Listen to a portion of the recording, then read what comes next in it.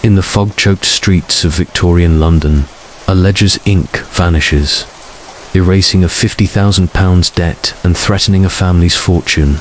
Sherlock Holmes unravels a web of deceit, hidden heirs, poisoned blades, and a shadowy figure called Carver. But what if the victim is the villain?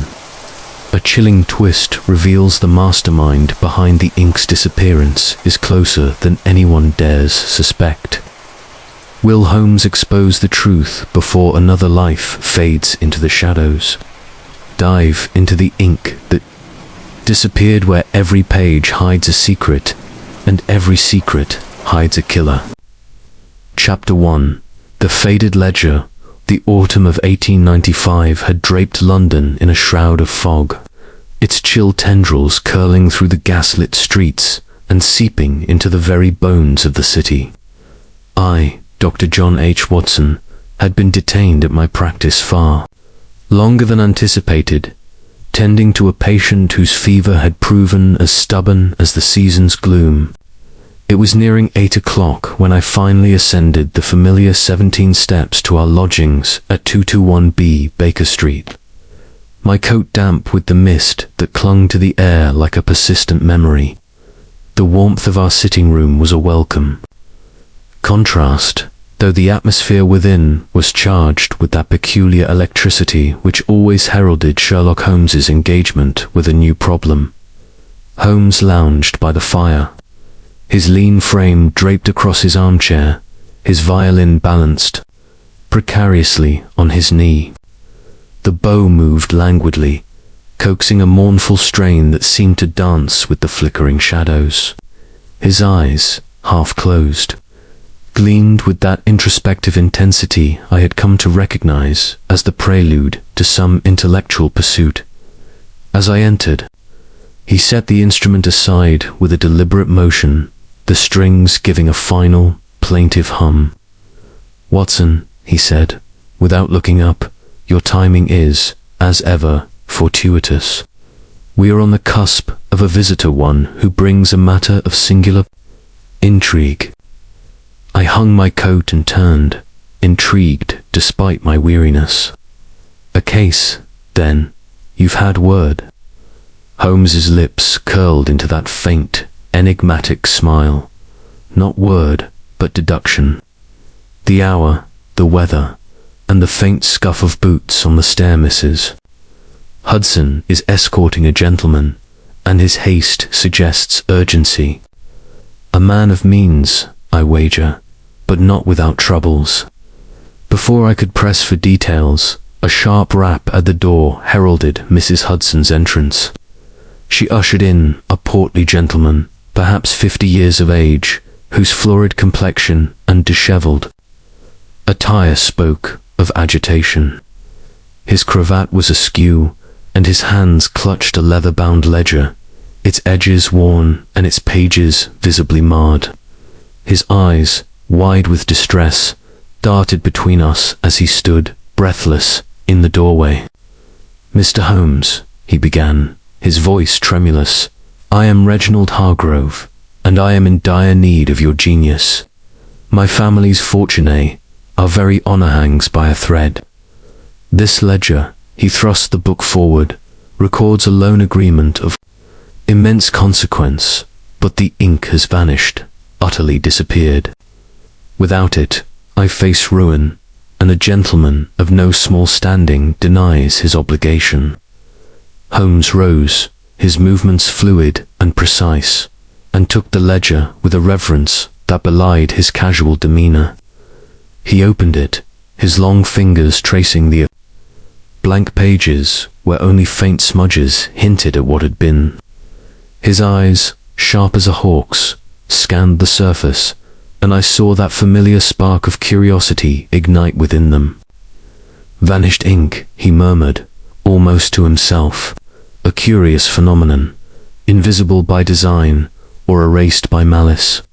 Tell me, Mr. Hargrove, every detail, omit nothing, however trivial it may seem." Hargrove sank into the chair I offered, mopping his brow with a handkerchief.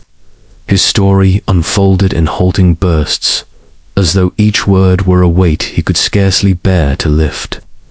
His late father, Sir Percival Hargrove, had been a magnate of the shipping trade, whose fleet of merchant vessels plied the routes to India and the Americas.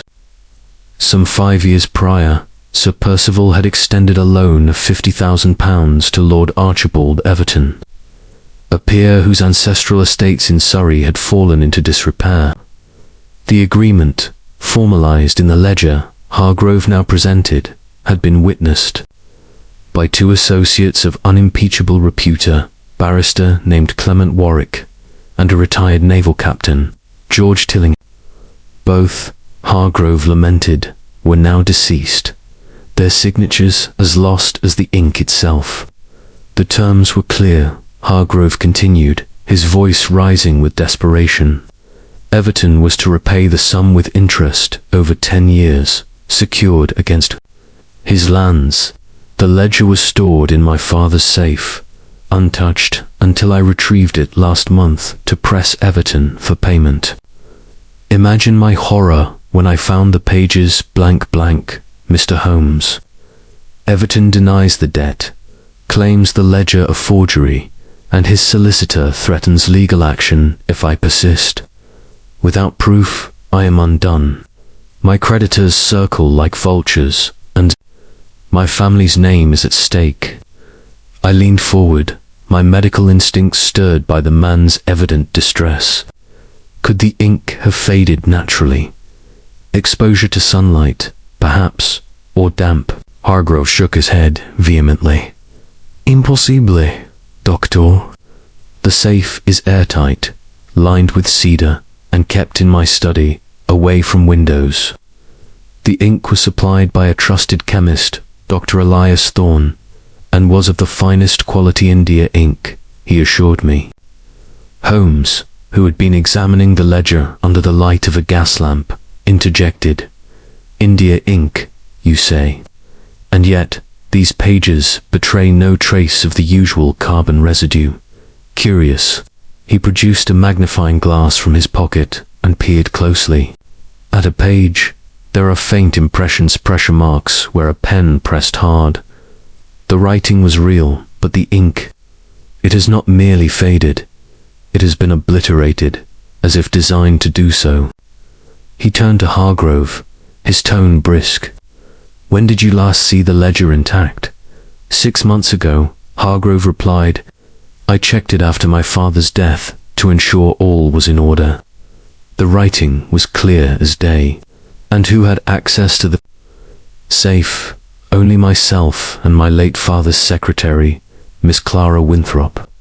She is beyond reproach, a spinster of impeccable character who has served our family for decades. Holmes's eyes narrowed. Beyond reproach, you say? We shall see. Watson, fetch my chemical kit from the shelf. We must test for residues. I retrieved the battered case, its vials and reagents a testament to Holmes's eclectic pursuits. He selected a small brush and a bottle of what I recognized as a dilute acid solution, applying it to a corner of the page. A faint discoloration appeared, but no legible text emerged. Holmes frowned, his brow furrowing in that way which signaled a mind racing through possibilities. This ink was not ordinary, he said at last. It contains a compound perhaps photosensitive or reactive to specific conditions. Hargrove described this, Dr. Thorne. His role may be pivotal. Hargrove hesitated, as though weighing his words. Elias Thorne is a chemist of some renown in Whitechapel, though his shop is modest. My father trusted him implicitly, having patronized his services for years. He supplied inks, medicines, even tonics for my father's gout. Thorne is a quiet man, scholarly, with a nervous disposition. I cannot imagine him capable of deceit. Holmes's smile was thin. Imagination, Mr. Hargrove, is often the enemy of truth. Watson, we shall pay Dr. Thorne a visit tomorrow. For now, leave the ledger with me. I require time to examine it further. Hargrove rose, his gratitude tempered by exhaustion. You have my thanks, Mr. Holmes. My family's future rests in your hands. As the door closed behind him, Holmes returned to the ledger, his fingers drumming a restless tattoo on the arm of his chair. What do you make of it, Watson? A cruel trick, I ventured. Someone tampered with the ink to ruin Hargrove, perhaps Everton himself, to evade the debt. Holmes shook his head. Too obvious. Everton's denial is predictable, but the method of the ink's disappearance suggests a mind both cunning and patient. This is no mere fraud, but a calculated act. The question is, to what end? He rose and paced, his silhouette sharp against the firelight. Consider the facts. A ledger, secure for years, suddenly bereft of its contents. Witnesses dead, a chemist involved, and a peer who claims ignorance. There is a pattern here, Watson, a thread waiting to be pulled. I settled into my chair, the warmth of the fire doing little to dispel the chill of intrigue. What's your next step? Holmes paused, his eyes distant. First, the ink's composition. Then, a visit to Whitechapel. Dr. Thorne's shop may hold secrets the ledger cannot. And Everton, his role is not yet clear. He may be a victim, a villain, or something else entirely. The clock struck 9, its chimes swallowed by the fog outside. Holmes resumed his violin, the notes now sharp and purposeful, as if echoing the unraveling mystery. I opened my notebook, determined to record the case. Though I knew its twists lay far beyond the page before me, the following morning broke with a grudging light, the fog having thinned to a haze that clung to the cobblestones. Holmes was already dressed, his ulster buttoned and his deerstalker perched at a jaunty angle. Come, Watson, he called, his voice brisk.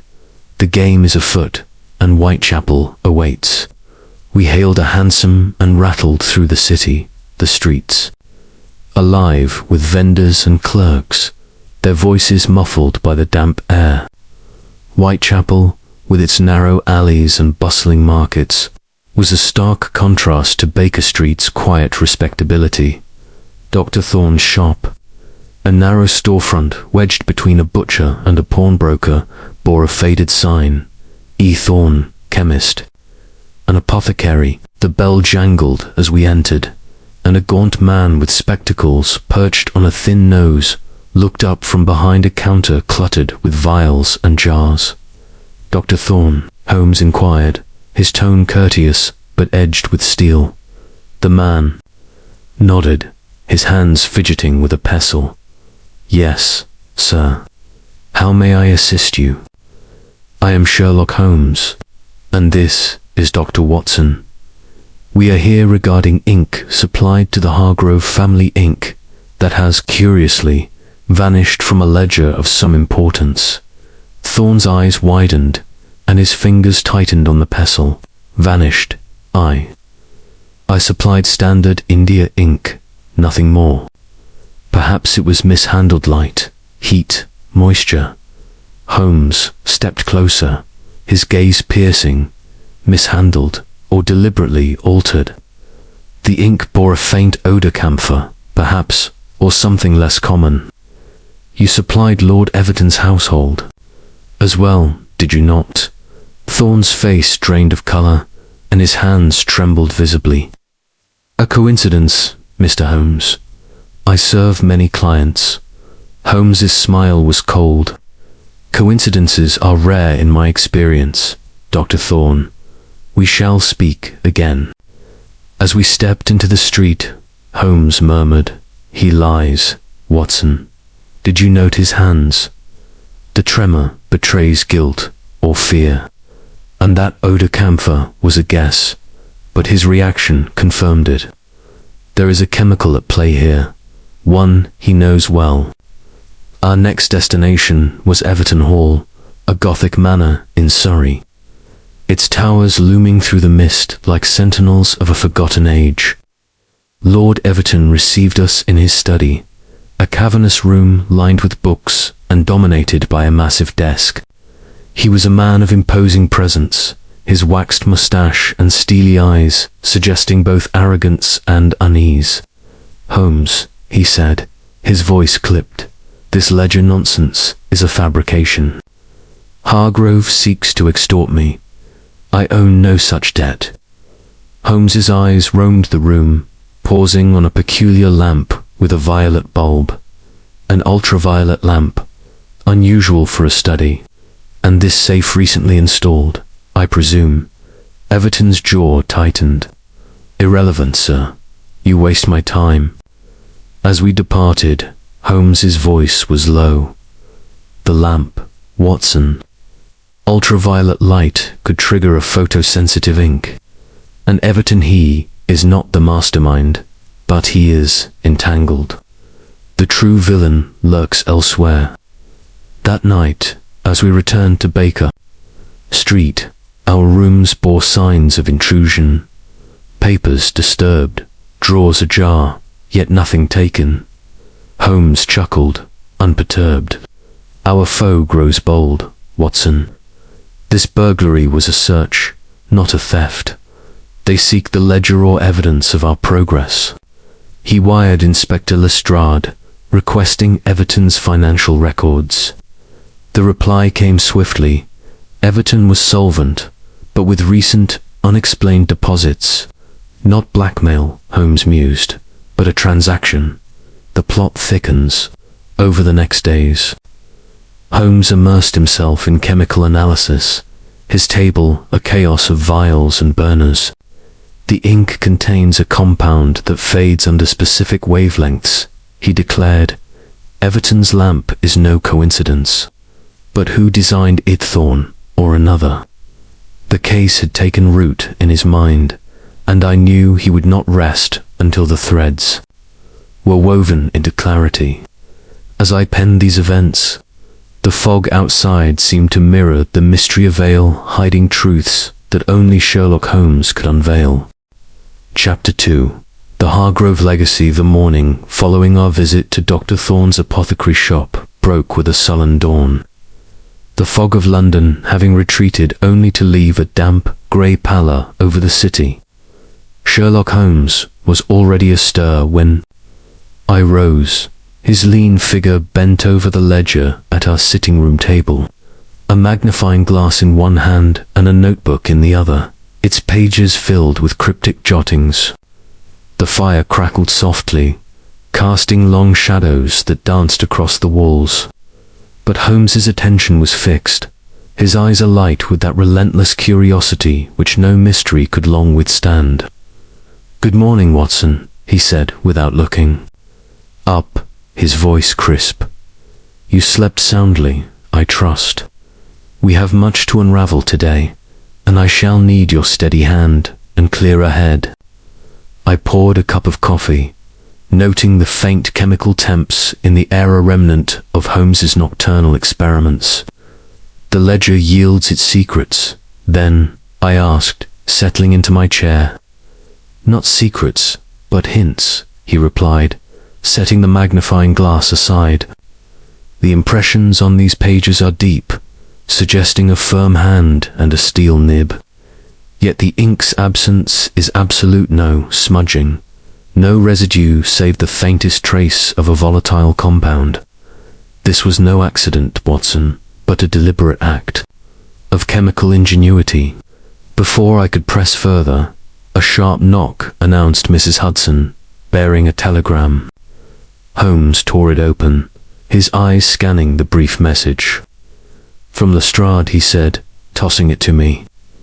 "Lord Everton's financial records confirm solvency, but with curious deposits £10,000 in the past month, source unknown, not enough to cover Hargrove's loan, but enough to raise questions." I read the telegram, puzzled. A bribe, perhaps, or hush money. Holmes's lips twitched, Patience, Watson. The pieces are not yet aligned. We must return to our client, Mr. Hargrove, and probe the roots of his family's legacy. There is more to this loan than a mere debt. We hailed a hansom and made for Belgravia, where Reginald Hargrove resided in a handsome townhouse, its facade of Portland stone marred only by the faint grime of London's air. Hargrove received us in his study, a room of oak panelling and heavy drapes where the air carried the musty scent of old books and wax polish. He looked haggard, his eyes ringed with sleeplessness, and the ledger, now returned to him by Holmes, lay on the desk like an accusation. "Mr. Holmes," he began, his voice strained, "have you uncovered the cause of this calamity? My creditors grow impatient, and Lord Everton's solicitor has sent another letter threatening to expose me as a fraud." Holmes seated himself, his fingers steepled. "The ink's disappearance is no natural phenomenon, Mr. Hargrove. It was engineered likely through a photosensitive compound triggered by specific light. Tell me of your father's dealings with Lord Everton. Every detail, however mundane." Hargrove sank into a chair, his hands clasped tightly. "My father, Sir Percival, was a man of vision but not without enemies. His shipping empire was built on daring routes to the Indies, trade in spices and silks, but it drew envy. Lord Everton approached him 5 years ago, his estates on the brink of collapse after a series of failed investments. My father, seeing an opportunity to secure influence with a peer, agreed to the loan of £50,000. The terms were generous repayment over a decade, with interest secured against Everton's lands in Surrey. The agreement was recorded in that ledger, witnessed by Clement Warwick, a barrister of Lincoln's in Captain George Tillinghast, a retired naval officer who sailed with my father in his youth. And these witnesses, Holmes interjected, both deceased, you said. How did they meet their ends? Hargrove hesitated, his brow furrowing. Warwick succumbed to a heart ailment 2 years ago, sudden, but not suspicious. Tillinghast drowned last summer, a boating accident on the Thames. Tragic, but I saw no foul play. Holmes's eyes narrowed, though his tone remained even. And the ledger itself, where was it kept before you retrieved it? In my father's safe, here, in this study, Hargrove replied, gesturing to a sturdy iron box in the corner. It was locked, and only I and Miss Winthrop, my father's secretary, had the combination. She is a woman of utmost loyalty, Mr. Holmes, 50 years of age, unmarried, and devoted to our family since I was a boy. Holmes rose and examined the safe, his fingers tracing its edges. A Chubb's patent, well maintained. No signs of tampering. And Miss Winthrop, she is still in your employ? Yes, Hargrove said. She manages my correspondence and accounts. You cannot suspect her. She has no motive, no guile. Holmes's smile was enigmatic. Motive, Mr. Hargrove, is often a shadow cast by facts not yet seen. I should like to meet this paragon of loyalty. Miss Clara Winthrop was summoned, a prim woman with greying hair drawn tightly into a bun, her demeanour as starched as her collar. Her eyes, however, held a flicker of wariness as Holmes greeted her with his usual courtesy. Miss Winthrop, he began, you had access to Sir Percival's safe. Did you ever handle the ledger in question? She clasped her hands, her voice steady. Occasionally, sir, to file documents at Sir Percival's direction. I last saw the ledger 1 year ago when he reviewed his accounts. The writing was intact then, I assure you, and you noticed nothing unusual. No visitors to the study, no irregularities in the safe's use. None, she replied firmly. The household is orderly, and Mr. Hargrove's trust in me is not misplaced." Holmes thanked her, his expression unreadable. As she departed, he turned to Hargrove. "Your secretary is composed, but her hands betrayed a slight tremor when I mentioned the ledger, fear, perhaps, or merely age. We shall see." We took our leave, Holmes silent as we descended to the street.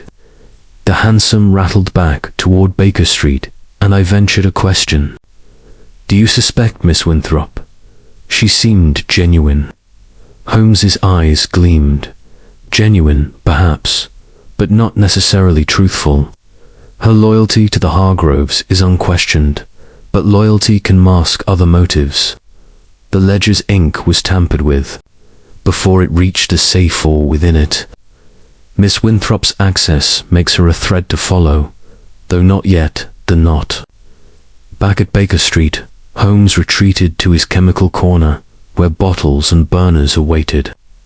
He applied a series of reagents to a blank page from a sample book Hargrove had provided, each test yielding only faint discolorations. "The ink contains a volatile agent," he muttered, "likely a derivative of aniline or a similar compound, designed to fade under specific conditions, perhaps light, as we suspected, or a chemical trigger. Dr. Thorne's role grows more critical." I recalled our visit to the chemist. Thorne seemed nervous. "Do you think he altered the ink deliberately?" "His reaction was telling," Holmes replied, adjusting a burner's flame. "The odor I detected camphor was a faint, but it provoked him. The true scent was subtler, perhaps a trace of benzene or a related solvent. Thorne knows more than he admits, and his connection to both Hargrove and Everton is no coincidence." As evening fell, Holmes lit his pipe, the smoke curling upward like the questions that hung between us. "The Hargrove legacy is not merely financial, Watson. This loan, this ledger, is a pivot around which secrets turn. Sir Percival's enemies, Everton's mysterious funds, the deaths of the witnesses, all are threads in a tapestry yet to be woven." I opened my notebook, the case already taking shape as one of Holmes's most intricate. "What's next?" I asked.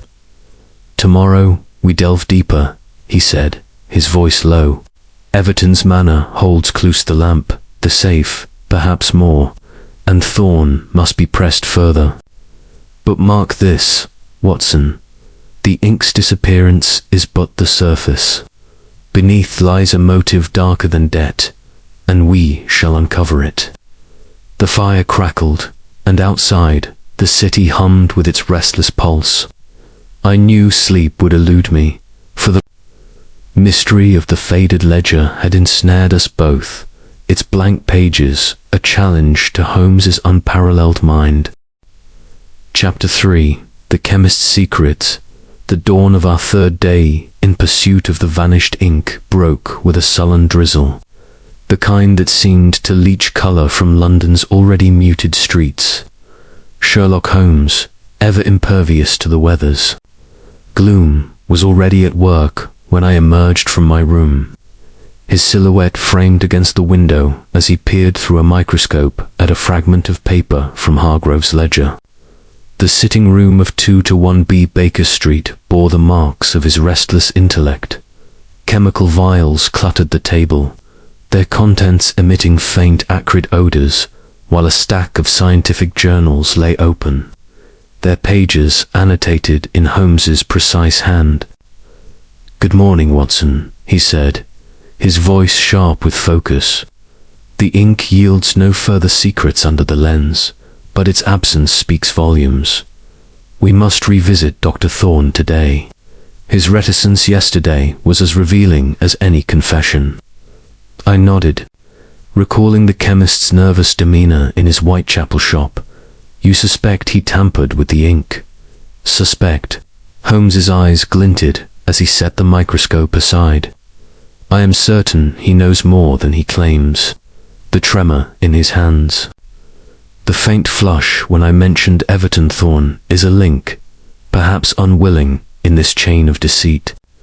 We breakfasted hastily on Mrs. Hudson's toast and tea, Holmes barely touching his plate as he outlined our plan. Thorne's shop is our first stop. Then we must examine Everton's Manor more closely. That ultraviolet lamp in his study is no mere eccentricity may hold the key to the ink's disappearance. The hansom cab rattled through the sodden streets, carrying us once more to Whitechapel. The district's bustle was undimmed by the rain, with costermongers hawking their wares and urchins darting through the crowds. Dr. Elias Thorne's shop, its sign weathered but legible, stood as a quiet island amid the chaos.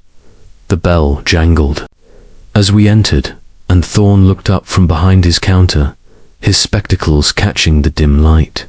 His gaunt face tightened, and his hands, busy with a mortar and pestle, paused mid-motion. "Mr. Holmes, Dr. Watson," he said, his voice betraying a faint quaver. "Back so soon. I trust you've found answers about the ledger." Holmes stepped forward, his presence commanding the cramped space. "Not answers, Dr. Thorne, but questions, chief among them. Why you lied yesterday. The ink you supplied to Hargrove was no ordinary India ink. It bore a scent benzene, I wager, or a related compound. And you supply Lord Everton's household as well. A curious coincidence, wouldn't you agree?" Thorne's fingers tightened on the pestle, and a bead of sweat glistened at his temple. "I told you, sir, it was standard ink. If it faded, perhaps the paper was faulty, or it was exposed to heat enough." Holmes cut in, his tone like a blade. "Your hands betray you, Thorne. They trembled yesterday, and they tremble now. You altered the ink, or you know who did. Speak plainly, or I shall have Inspector Lestrade here within the hour." Thorne's shoulders sagged, and he set the pestle down with a clink. "Very well," he whispered, glancing toward the shop's door as if expecting eavesdroppers. "I supplied the ink to Sir Percival Hargrove, as I did to many clients. But Lord Everton's valet, Jenkins, came to me 3 years ago. He asked for a special preparation in ink that would fade under certain conditions. I thought it a harmless request, perhaps for some private correspondence." Holmes's eyes narrowed. "And what conditions were those?" Thorne hesitated, his voice dropping to a near whisper. "A specific wavelength of light, ultraviolet, to be precise. I formulated a compound with a photosensitive agent, one that breaks down under such exposure. Jenkins paid handsomely, and I asked no questions. I interjected, unable to contain my surprise. You supplied an ink designed to vanish. Did you not suspect foul play?" Thorne's gaze fell to the counter. "I am a chemist, Dr. Watson, not a detective. I provide what is asked, within reason. Jenkins assured me it was for Lord Everton's personal use, safeguard for sensitive documents. I had no cause to doubt him." Holmes leaned closer, his voice low and intense. "And did you supply this same ink to Hargrove, knowingly or not?" Thorne shook his head vehemently. "No, sir. The ink for Hargrove was standard, or so I believed. If it was tampered with, it was not by my hand." Holmes straightened, his expression unreadable. "You will provide a sample of this photosensitive ink, Thorne, and any records of your dealings with Jenkins or Everton. Refuse, and I shall ensure the authorities take an interest in your shop." Thorne nodded, his face ashen. He rummaged beneath the counter, producing a small vial of dark liquid and a ledger of his own, its pages filled with meticulous entries. Holmes glanced through it, his fingers pausing on a line. Jenkins purchased 3 vials in the past year alone, and this special order, Everton Estate, ultraviolet compound. You are deeper in this than you claim, Thorne. We left the shop with the vial and a promise from Thorne to remain in London. As we stepped into the rain, Holmes's mood was buoyant, despite the grim weather. Progress, Watson. The ink's nature is confirmed a photosensitive compound, as I suspected. Jenkins is our next thread, but I sense he is not the weaver of this web. The journey to Surrey was a quiet one, Holmes lost in thought as the countryside unfolded in a blur of green and grey. Everton Hall loomed ahead, its Gothic spires piercing the mist like the bones of some ancient beast.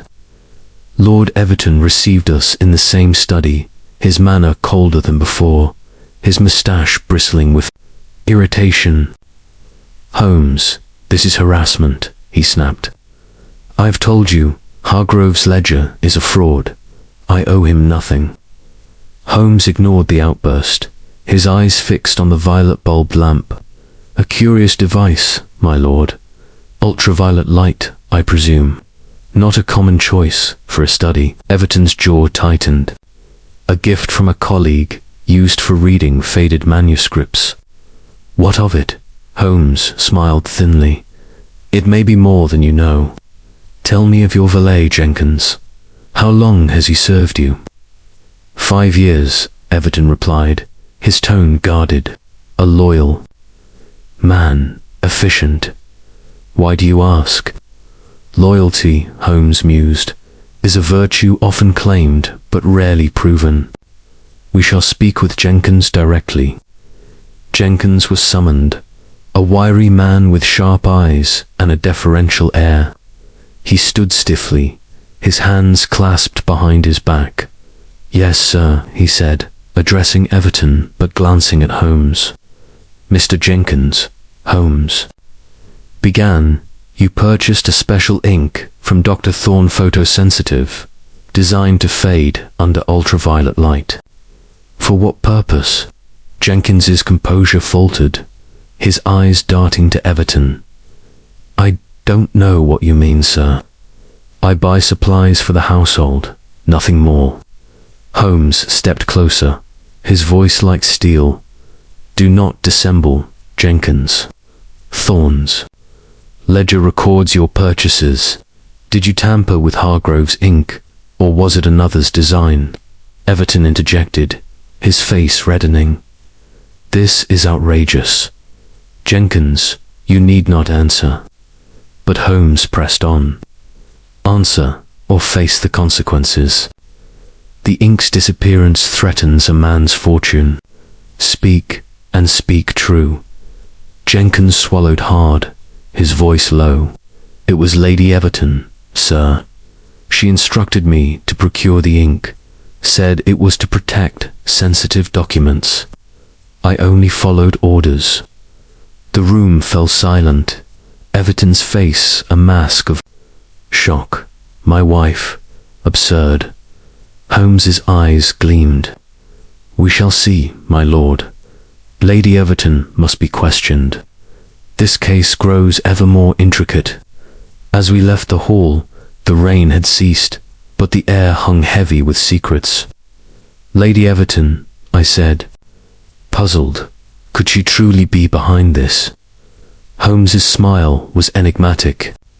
"Women, Watson, are often the pivot on which such mysteries turn. Jenkins may be truthful, or he may be shielding another. Tomorrow we confront Lady Everton and the truth will begin to emerge." Back at Baker Street, Holmes lit his pipe, the smoke curling upward as he stared into the fire. "The chemist's secret is but one layer, Watson. The ink, the lamp, the valet's orders all point to a deeper design. We are close, but the final twist awaits."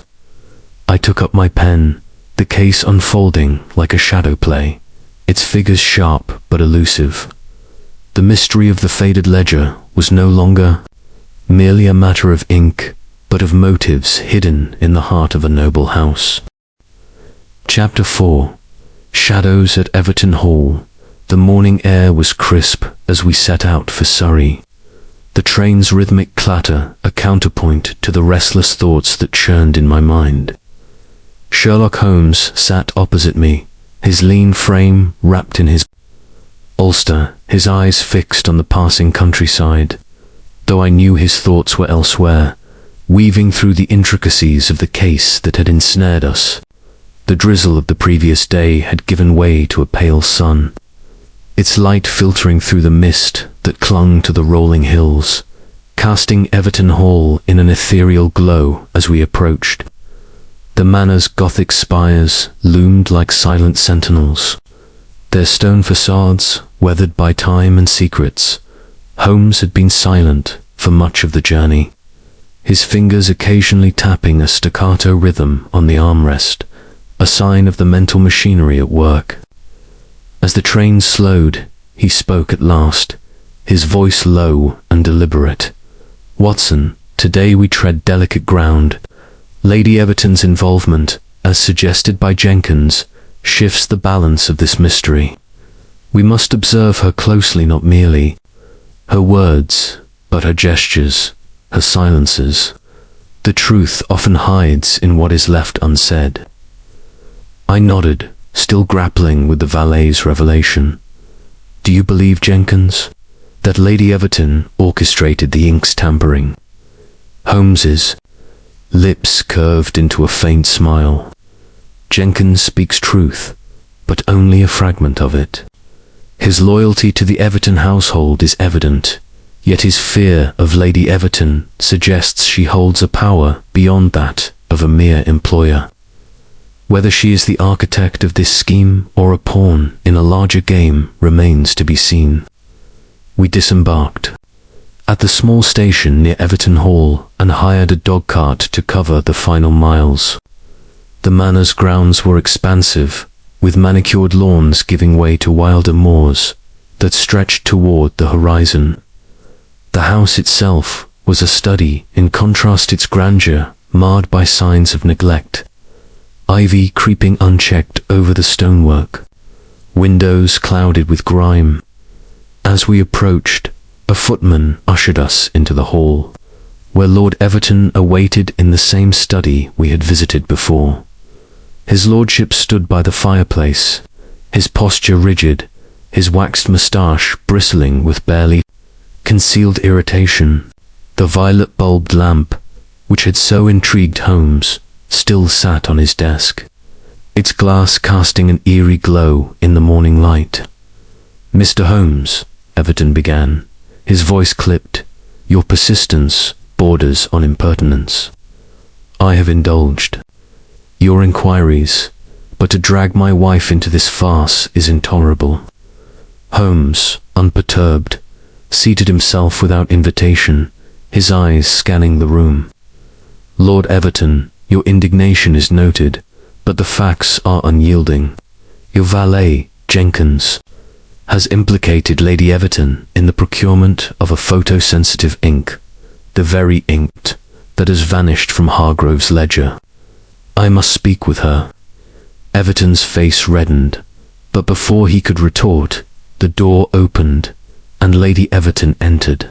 She was a woman of striking beauty, her raven hair swept into an elegant chignon, her eyes a piercing grey that seemed to hold both warmth and steel. Her dress, of deep emerald silk, rustled softly as she crossed the room, her composure a stark contrast to her husband's agitation. "Mr. Holmes, Dr. Watson," she said, her voice smooth and measured. "I understand you have questions for me. I am at your disposal." Holmes rose, bowing slightly, though his gaze never left her face.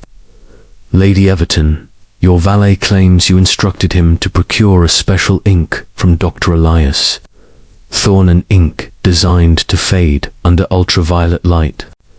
This ink, it seems, found its way into Reginald Hargrove's ledger, erasing a debt your husband allegedly owes. What say you to this?" Lady Everton's expression remained serene, though I noted a slight tightening of her hands, clasped before her. "Jenkins is mistaken," she replied. "I have never dealt with Dr. Thorne, nor have I ordered any such ink. My household duties do not extend to such matters." Holmes stepped closer, his voice soft but insistent. "Mistaken or misled? Jenkins was adamant, and Thorne's ledger confirms multiple purchases of this ink for your estate. Moreover, this lamp," he gestured to the violet bulb device, "emits ultraviolet light, precisely the kind needed to trigger the ink's disappearance. A curious coincidence, would you not agree?" Lady Everton's eyes flicked to the lamp, then back to Holmes, a flicker of unease breaking her composure. "That lamp was a gift from a scholar friend, used for examining old manuscripts. I know nothing of its properties beyond that." Holmes's smile was thin. "A scholar friend, you say? And this safe?" He moved to the heavy iron box in the corner, its surface gleaming with recent polish. "Installed within the past year, I observe. What documents do you guard so carefully, Lady Everton?" Everton interjected, his voice sharp. "Enough, Holmes. You pry into matters that do not concern you. My wife has answered your questions. Leave us." Holmes ignored him, his attention fixed on Lady Everton. "One final question, Madame. Your concern for your husband's welfare is evident, yet Jenkins suggested you feared the Hargrove debt would ruin your family. Why would a mere loan provoke such dread?" Lady Everton's lips parted, but no words came. For a moment, her composure faltered, and I saw a shadow of fear in her eyes. "I have no such fears," she said at last, her voice barely above a whisper. "The debt is a fiction, as my husband has told you." Holmes bowed again, his expression unreadable. "Very well. We shall trouble you no further for now." As we left the study, Holmes's pace quickened, his eyes alight with purpose. Outside, the moors stretched silent and vast, their secrets as impenetrable as the manor's walls. "She lies, Watson," he said as we climbed into the dog-cart. Not brazenly, but with the subtlety of one accustomed to deception. Her fear was genuine, but not of ruin, something deeper, more personal. I frowned, struggling to keep pace with his reasoning. But if she ordered the ink, why deny it? And why would she sabotage Hargrove's ledger? Holmes's gaze was distant, fixed on the horizon. "The ledger is but a symptom, Watson. The disease lies elsewhere. Lady Everton's role is pivotal, yet I suspect she is not the mastermind. Jenkins follows orders, but whose? And that lampit is no scholar's toy. It was placed there with purpose." We returned to Baker Street as dusk fell, the city's gaslights flickering to life. Holmes immediately set to work, retrieving the sample vial of Thorne's photosensitive ink and subjecting it to a battery of tests. Under the glow of his own lamp, he applied a series of reagents, noting the results. In his meticulous script, "The ink reacts to ultraviolet light, as Thorne claimed," he said, his voice tinged with satisfaction. "But there is more, a secondary compound, perhaps a stabilizer, that delays the fading." This was no amateur's work. I settled into my chair, the day's events swirling in my mind. Could Lady Everton have orchestrated this to protect her husband's finances? Holmes shook his head, lighting his pipe. "Her motives are not so simple. The Everton estate is solvent, thanks to those mysterious deposits Lestrade uncovered. No, Watson, this is not about money alone. There is a personal stake, a secret she guards, perhaps even from her husband. As the fire crackled, Holmes leaned back, his eyes half closed. Tomorrow we return to London and press Jenkins further. His fear of Lady Everton suggests a leverage we have yet to uncover, and Thorne, his role grows murkier. Was he complicit or merely a tool? I took up my pen, the case unfolding like a tapestry of shadows, each thread leading deeper into the enigma of Everton Hall. The vanished ink was no longer a mere curiosity, but a cipher to a truth that lay hidden in the heart of a noble family, waiting for Holmes's relentless mind to bring it to light. Chapter 5. The midnight intruder. The return journey from Everton Hall was shrouded in a contemplative silence, broken only by the rhythmic clatter of the train wheels on the tracks. Sherlock Holmes gazed out at the darkening landscape, his sharp profile illuminated intermittently by the passing gaslights of rural stations. I could sense the wheels of his mind turning, piecing together the fragments we had gathered: Lady Everton's composed denials, the valet Jenkins's hesitant revelations, and the enigmatic violet lamp that seemed to hold the key to the vanished ink. As London's sprawl emerged from the twilight, Holmes finally spoke, his voice cutting through the compartment's hush. "Watson, the shadows at Everton Hall are lengthening, but they point toward London. Lady Everton's fear is palpable, yet it is not of financial ruin. There is a personal thread here, one that ties back to Hargrove's legacy and perhaps beyond." I shifted in my seat, the day's exertions weighing on me. "You believe she is protecting someone, her husband or another?" Holmes's eyes gleamed in the dim light. "Protection, yes, but from what? The ink's tampering suggests foresight, a plan laid long before Hargrove pressed his claim. We must watch our steps. Our inquiries have stirred the nest." We arrived at Baker Street as night fully descended, the fog once more enveloping the city like a cloak of secrecy. Mrs. Hudson greeted us with a tray of cold supper, her motherly concern evident.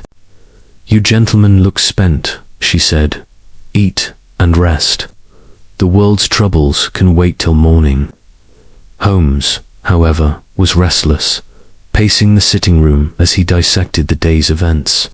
He lit his pipe, the aromatic smoke filling the air. Lady Everton's composure cracked when I mentioned the debt's impact on her family. "She has no children, by all accounts," yet her words hinted at a vulnerability there, perhaps a hidden heir or a scandal suppressed. I pondered this as I retired to my room, the weight of the mystery pressing upon me. Sleep came fitfully, disturbed by dreams of blank pages and shadowy figures. It was well past midnight when a sharp crash jolted me awake. I seized my service revolver from the bedside table and rushed to the sitting room, where I found Holmes already alert, a poker in hand, surveying the chaos. The window overlooking Baker Street stood ajar, its latch forced, and shards of glass littered the floor. Drawers had been pulled open, papers scattered like fallen leaves, but upon quick inspection, nothing appeared missing. Holmes's chemical table was disturbed, vials overturned, yet his precious ledger sample remained untouched in its locked case. "Our midnight intruder," Holmes said, his voice laced with amusement rather than alarm. "Bold, but clumsy. See here, Watson, the footprints in the dust.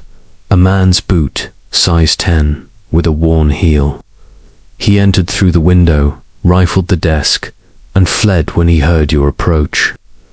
I glanced at the open window, the fog swirling outside like a living entity, nothing taken.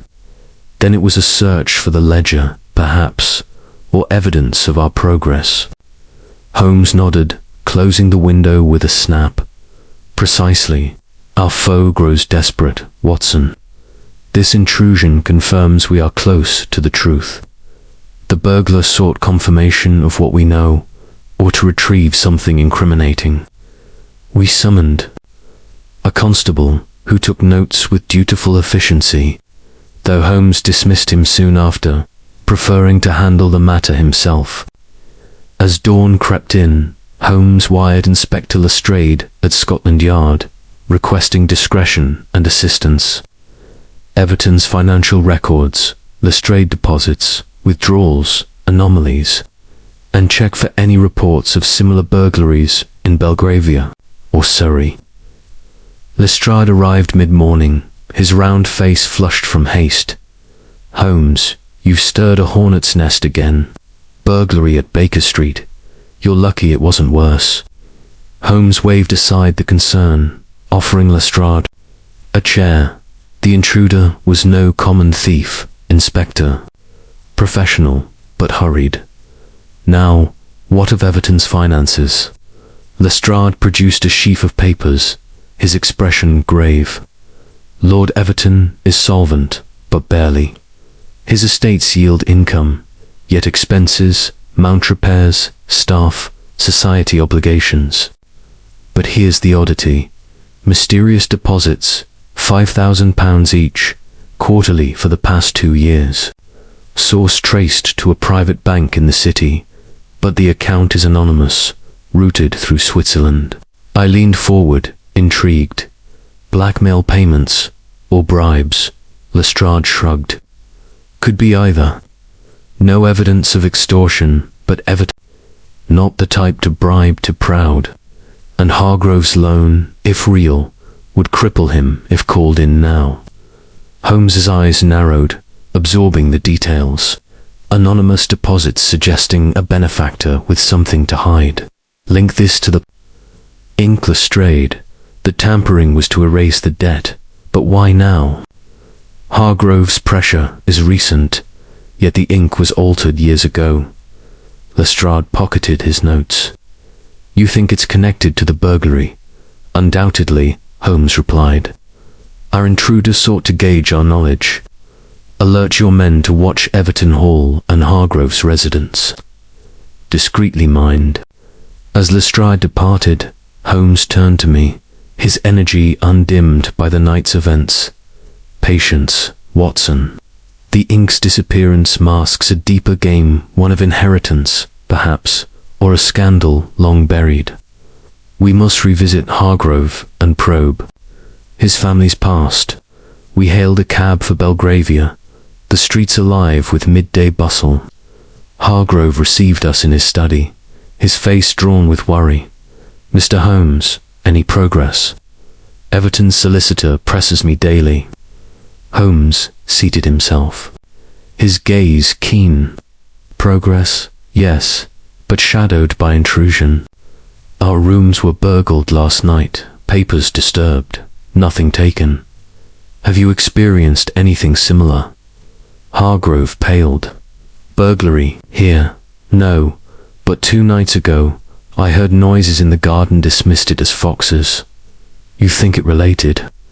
"Possibly," Holmes said. "Now, tell me of your father's associates beyond Everton. Any rivals? Any secrets?" Hargrove hesitated, then spoke.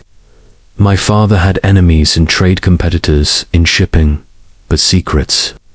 He was discreet about his youth. Rumors of an indiscretion, a child out of wedlock, perhaps, but nothing confirmed." Holmes's interest sharpened. "An illegitimate heir that would alter the legacy, indeed. Who whispered these rumors?" "Old servants, mostly. Miss Winthrop might know, she was with him longest." We summoned Miss Winthrop again, her prim figure entering with composed steps. "Miss Winthrop," Holmes began, "Sir Percival's past any knowledge of an illegitimate child?" Her eyes widened, then lowered. Whispers, "Sir, a son born to a mistress in his sailing days. Sir Percival provided for him discreetly, but the boy vanished years ago." I know no more." Holmes thanked her, his mind racing. As we left, he murmured, a hidden air, "Watson, if Thorne is that son, as I begin to suspect, the ink's fade could force a default, triggering inheritance clauses." Back at Baker Street, Holmes pored over documents, his pipe smoke thick. The game deepens. The midnight intruder was likely scouting for our deductions on this very matter. I nodded, the pieces shifting. But who sent him Everton? Lady Everton or Hargrove himself? Holmes smiled enigmatically. "That, Watson, is the question. Tomorrow, we confront Thorne with this new thread. The chemist's secret may unravel. The whole." As night fell, I barricaded the window, revolver at hand. The case of the vanished ink had evolved into a labyrinth of family secrets and nocturnal threats, its resolution drawing nearer under Holmes's unerring guidance. Chapter 6. The vanishing formula. The morning after the midnight intrusion at Baker Street dawned with a brittle clarity, the fog having lifted to reveal a city sharp-edged under a pale November sun. Sherlock Holmes was already at his chemical table when I rose, the air heavy with the acrid temps of reagents, and the faint glow of a Bunsen burner casting flickering shadows across his intent features. The ledger, its blank pages a mute challenge, lay open beside him, surrounded by vials and pipettes, each a soldier in his relentless campaign against the mystery of the vanished ink. "Good morning, Watson," he said, his voice clipped but vibrant with purpose. "The ink's composition eludes simple analysis, but last night's tests confirm a complex formula, photosensitive, yes, but with a secondary agent that delays degradation. We must press Dr. Thorne further. His knowledge of this compound is the linchpin." I joined him at the table, noting the meticulous notes scrawled in his hand. "You suspect Thorne engineered the ink's fade deliberately, then?" Holmes's eyes gleamed as he adjusted the burner's flame. "Not suspect, no. His ledger recorded sales of the photosensitive ink to Everton's valet, Jenkins, but his denial of tampering with Hargrove's supply was too vehement. Fear, not guilt, drives him, Watson. He is a pawn, caught between forces he dares not name." We breakfasted swiftly, Holmes barely touching his food, his mind already racing toward Whitechapel. The streets bustled with the usual cacophony of vendors crying their wares, hansoms clattering over cobblestones, but Holmes's focus was unyielding as we approached Dr. Elias Thorne's apothecary shop. The bell jangled as we entered, and Thorne looked up from behind his counter, his gaunt face paling at the sight of us. His spectacles slipped slightly, and his hands, busy with the ledger, froze mid-motion.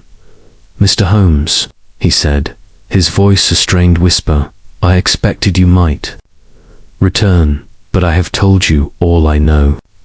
Holmes stepped forward, his presence filling the cramped shop like a storm. "Not all, Dr. Thorne.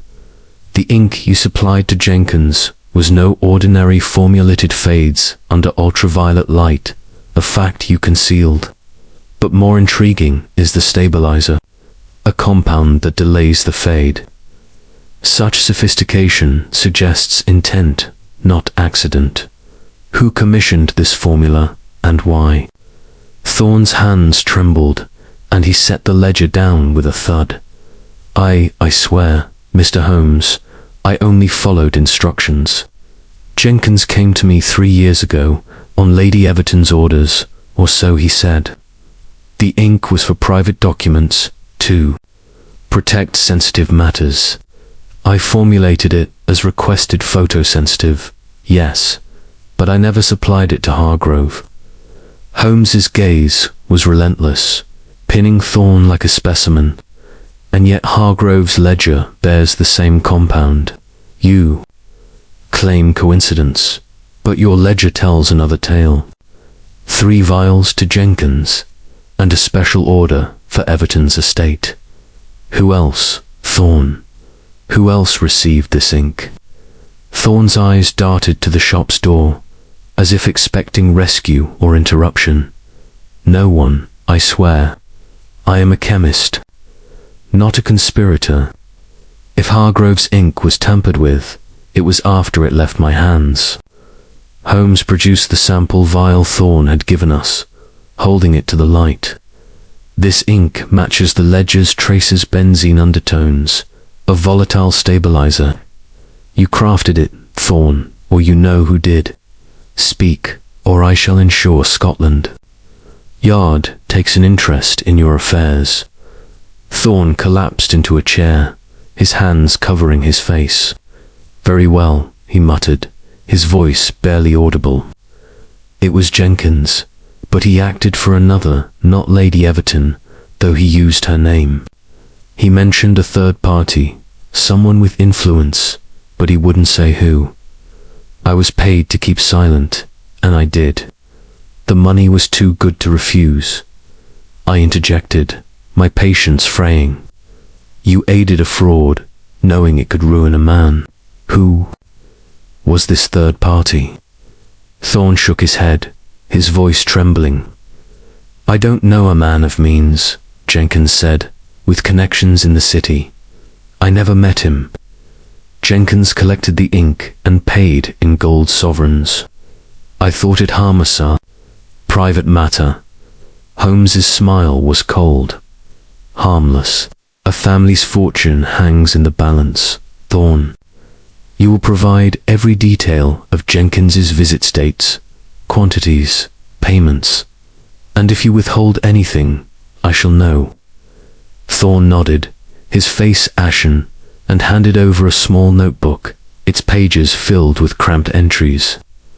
Holmes scanned it, his fingers pausing on a line. 6 vials in 3 years, all to Jenkins, with payments far exceeding the cost of ink. This third party is no phantom, Watson. They wield wealth and secrecy. We left the shop, the vial and notebook in Holmes's possession. As we stepped into the bustling street, he murmured, Thorne is a weak link, but not the architect. This third party, possibly a financier, possibly a rival of Hargrove's. Father holds the key. We must trace Jenkins's movements. Our next stop was Scotland Yard, where Inspector Lestrade awaited, his office a clutter of files and cigar smoke. Holmes, he greeted, your wire about the burglary kept my men up all night. No leads yet, but the footprints match no known criminal, and Everton's deposits still untraceable beyond that Swiss account. Holmes leaned forward, his voice brisk. Focus on Jenkins, Lestrade. He's Everton's valet, but also a courier. For an unknown party, track his movements, bank visits, meetings, anything unusual, and watch Thorne's shop. He's frightened, and frightened men make mistakes. Lestrade scribbled notes, his expression skeptical but compliant. You think this valet's the key? He's just a servant. No servant acts alone with such precision, Holmes replied. He's a conduit, and we shall follow the current. Back at Baker Street, Holmes resumed his chemical work, testing the ink under varied conditions. The stabilizer is ingenious, he said, peering through. It delays the fade for months, even years, until triggered. This was planned long before Hargrove opened the ledger. I sat by the fire, my mind grappling with the layers of deceit. But why? To erase the debt, or something more? Holmes lit his pipe, the smoke curling upward. The debt is the surface, Watson.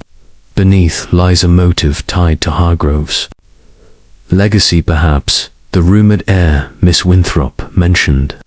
If Thorne is that heir, as I suspect, the ink's fade could secure his claim. But who funds this scheme, and why now? As night fell, Holmes paced, his silhouette sharp against the firelight. Tomorrow we confront Jenkins again. His fear of Lady Everton. This third party will crack under pressure. The vanishing formula is but one piece of a larger puzzle, Watson, and we are close to its heart. I took up my pen, the case's complexity unfolding like a storm gathering strength. The midnight intruder, the chemist's fear, the hidden financier, were shadows converging on a truth that only Holmes could illuminate. Chapter 7. The valet's confession. The morning light filtered weakly through the curtains of 2-1B Baker Street, casting a pallid glow over the clutter of Sherlock Holmes's chemical experiments. I found him already awake, standing by the window, his sharp eyes scanning the street below as if expecting the midnight intruder to reappear in broad daylight. The events of the past days, the burglary, Thorne's reluctant admissions, and the spectre of a mysterious financier had woven a tapestry of intrigue that seemed to tighten with each revelation. Holmes turned as I entered, his expression one of restless anticipation. "Good morning, Watson," he said, his voice crisp with purpose. "The threads of this case are converging, but the knot remains elusive. Jenkins, the valet, is our next link. His confession yesterday was a half-truth, designed to shield someone, perhaps Lady Everton, perhaps this unnamed third party. We must break him today." I nodded, pouring a cup of tea from the tray Mrs. Hudson had left. "You believe he's protecting more than he lets on. But why implicate Lady Everton if she's not the mastermind?" Holmes's lips curled into a faint smile. "Fear, Watson. Jenkins fears someone more than he fears us. And his mention of Lady Everton was a deflection, a name to satisfy without revealing the true power behind the scheme. We shall see how he fares under closer scrutiny." We set out for Scotland Yard, where Inspector Lestrade had arranged to detain Jenkins for questioning. The yard was a hive of activity, constables bustling with reports and telegrams.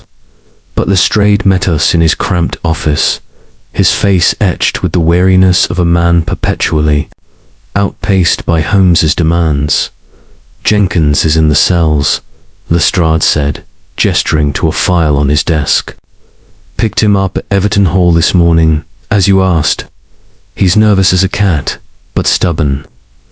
Claims he told you everything, Lady Everton ordered the ink, and he was just the errand boy." Holmes took the file, scanning it with rapid precision. His movements, Lestrade any trace of this third-party Thorne mentioned. Lestrade shrugged, lighting a cigar. "Nothing solid. Jenkins visits the city, regularly bank errands for Everton, mostly. But we found a receipt in his quarters, dated last month, for a coffee house in Cheapsted. Odd place for a valet to linger, don't you think?" Holmes's eyes gleamed. Indeed, a meeting place, perhaps, for his mysterious employer. "Take us." To him, Lestrade. We descended to the cells, a grim corridor of iron bars and flickering gaslight. Jenkins sat on a narrow bench, his wiry frame hunched, his sharp eyes darting as we approached. He rose, his deference tinged with defiance. "Mr. Holmes, I've said all I know. Why am I here?" Holmes leaned against the bars, his voice low and commanding. "You are here, Jenkins, because your story is a patchwork of lies. You named Lady Everton as the architect of the ink's tampering. Yet Thorne's ledger suggests a third party, a man of means, paying in gold. Who is he, and what hold does he have over you?" Jenkins's hands clenched, his knuckles whitening. "I don't know what you mean, sir. Lady Everton gave the order 3 years ago. She said the ink was for private letters, to protect the Family's name. I fetched it from Thorne, nothing more. Holmes's gaze was unrelenting. And the coffee house in Cheapside. Your receipt places you there, far from Everton's errands. Meeting someone, were you? A man who pays in gold sovereigns, perhaps. Jenkins's face paled, his eyes flickering with panic. It was nothing, a cup of coffee, that's all. You're twisting things, Mr. Holmes. Holmes stepped closer, his voice a razor's edge. Twisting, or unraveling. The ink in Hargrove's ledger vanished. Jenkins, threatening a man's fortune. Your actions or your obedience enabled it. Name the man, or I shall deduce his identity and drag you both before the courts. Jenkins sank back, his resistance crumbling.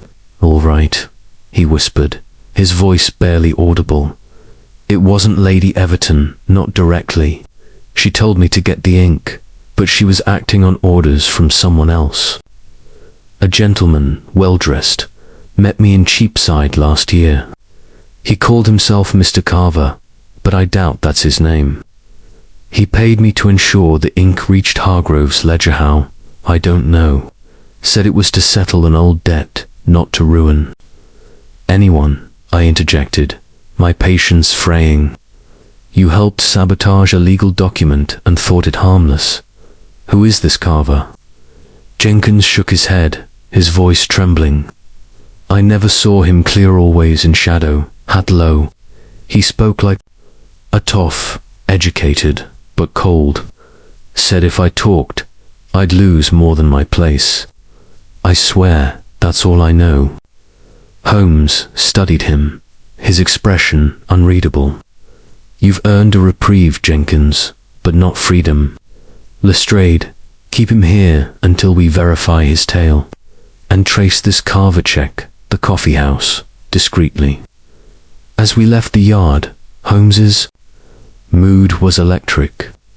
Carver a pseudonym, no doubt, but a clue nonetheless.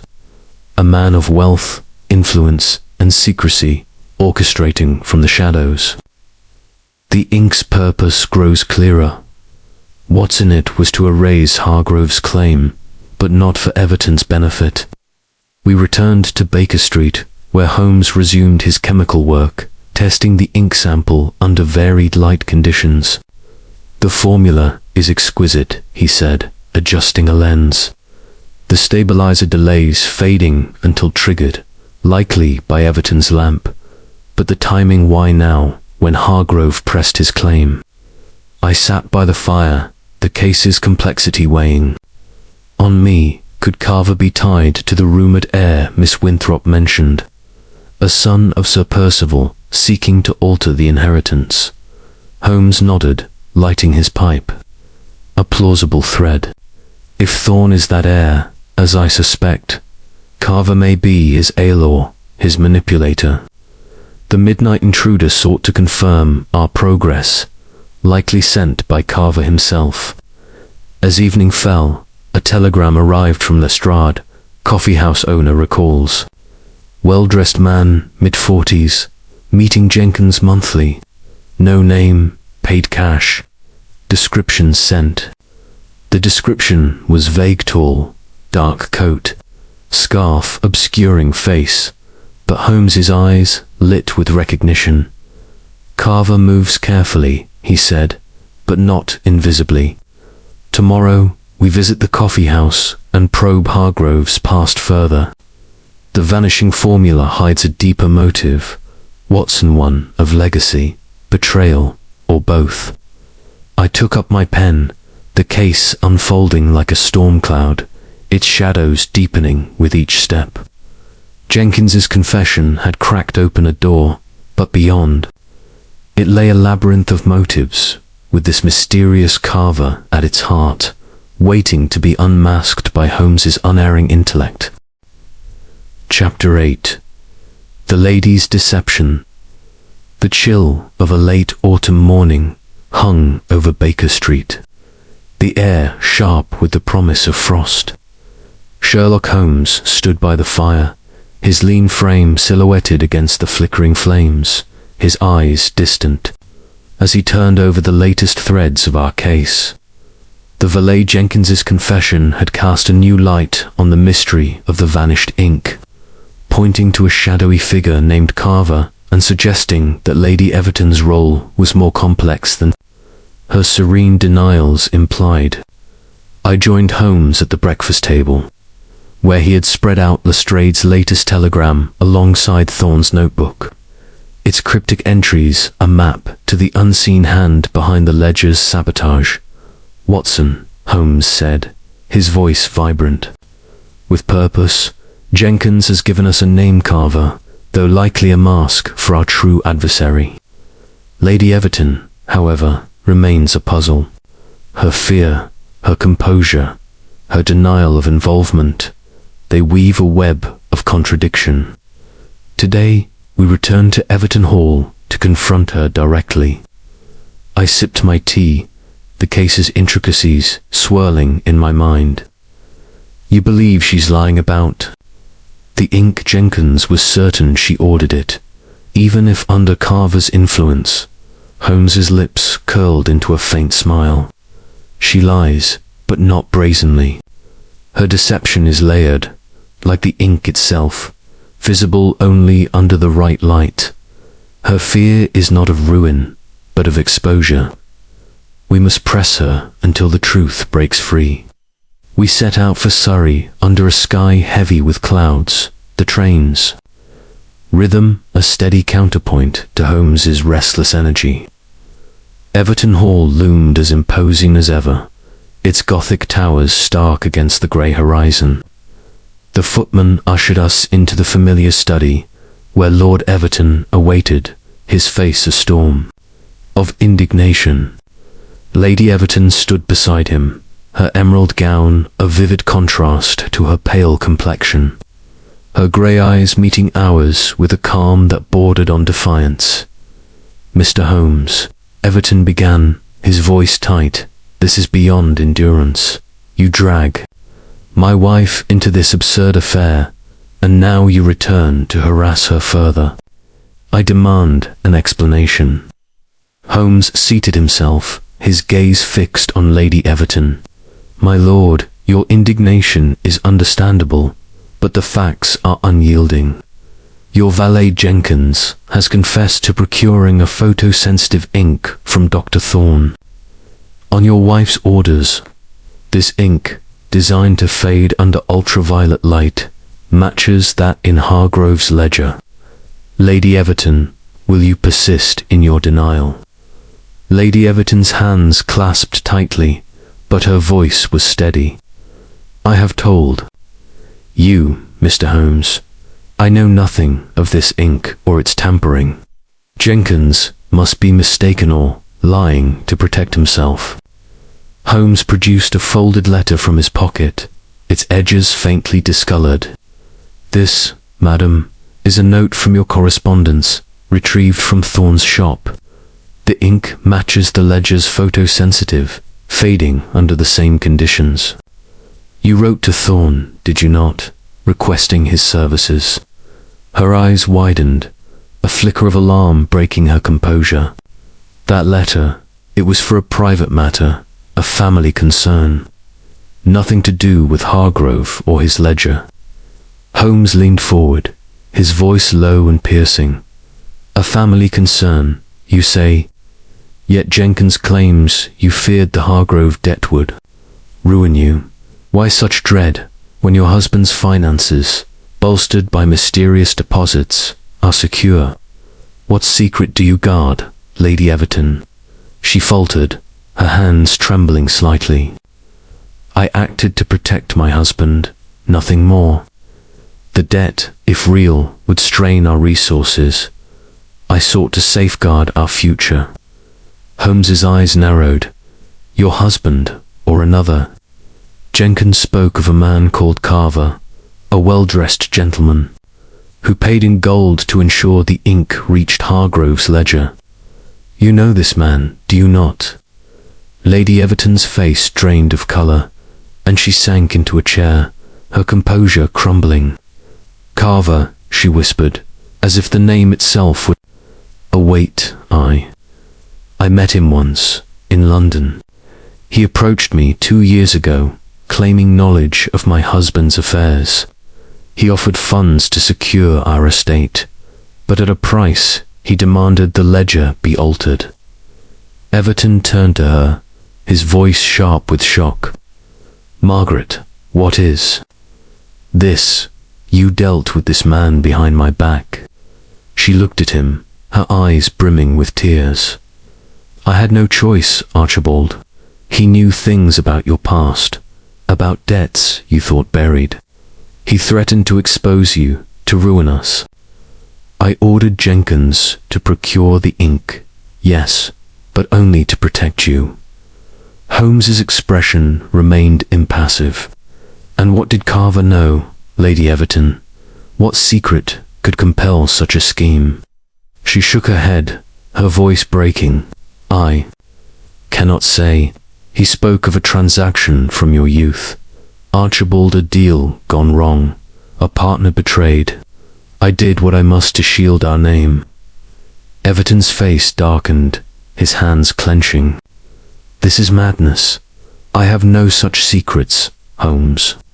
My wife has been deceived by this Carver, whoever he is. Holmes rose, his gaze shifting between them. Deceived, perhaps, but complicit. Lady Everton, your actions enabled the ledgers. Sabotage, whether you intended ruin or not. Carver's identity is our next thread. Describe him every detail. She hesitated, her voice low. Tall, dark-haired, perhaps 40, always cloaked, his face half hidden. He spoke with authority, like a man of the city, but his eyes were cold, calculating. Holmes nodded, filing the description away. We shall find him, madam. But know this, your silence has cost Hargrove dearly, and it may yet cost more. As we left the study, Everton's protests echoing behind us, Holmes's mood was one of quiet triumph. The lady's deception unravels, Watson. She acted out of fear, but not for her husband's finances. Carver's hold is personal, tied to Everton's past. A betrayed partner, she said. That narrows our field. We boarded the train back to London, the countryside blurring past. I ventured a question. Do you believe Everton is ignorant of this secret, or is he hiding it too? Holmes's eyes glinted. He is either a masterful actor or genuinely unaware.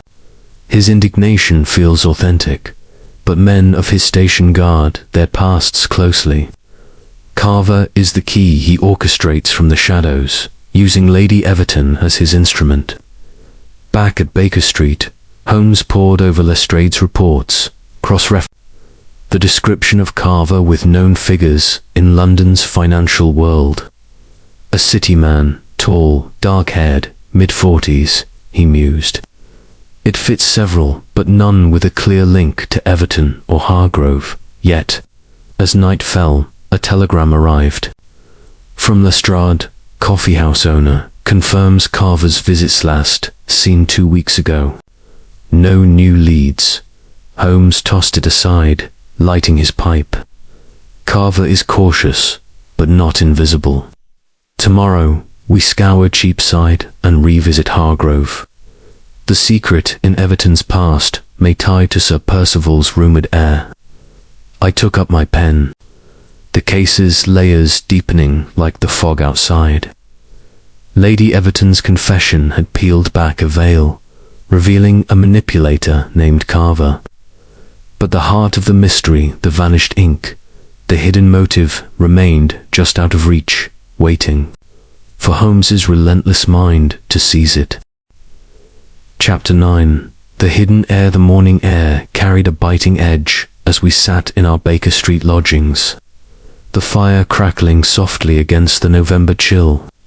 Sherlock Holmes was in one of his restless moods, his lean fingers drumming on the arm of his chair as he pored over a stack of documents. Lestrade's reports, Thorne's notebook, and a sheaf of old correspondence from Hargrove's files.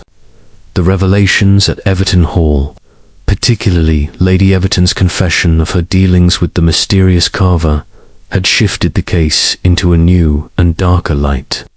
Her fear, her mention of a betrayed partner from her husband's past, had ignited Holmes's curiosity, and I could sense his mind racing toward the next thread in the tapestry of the vanished ink.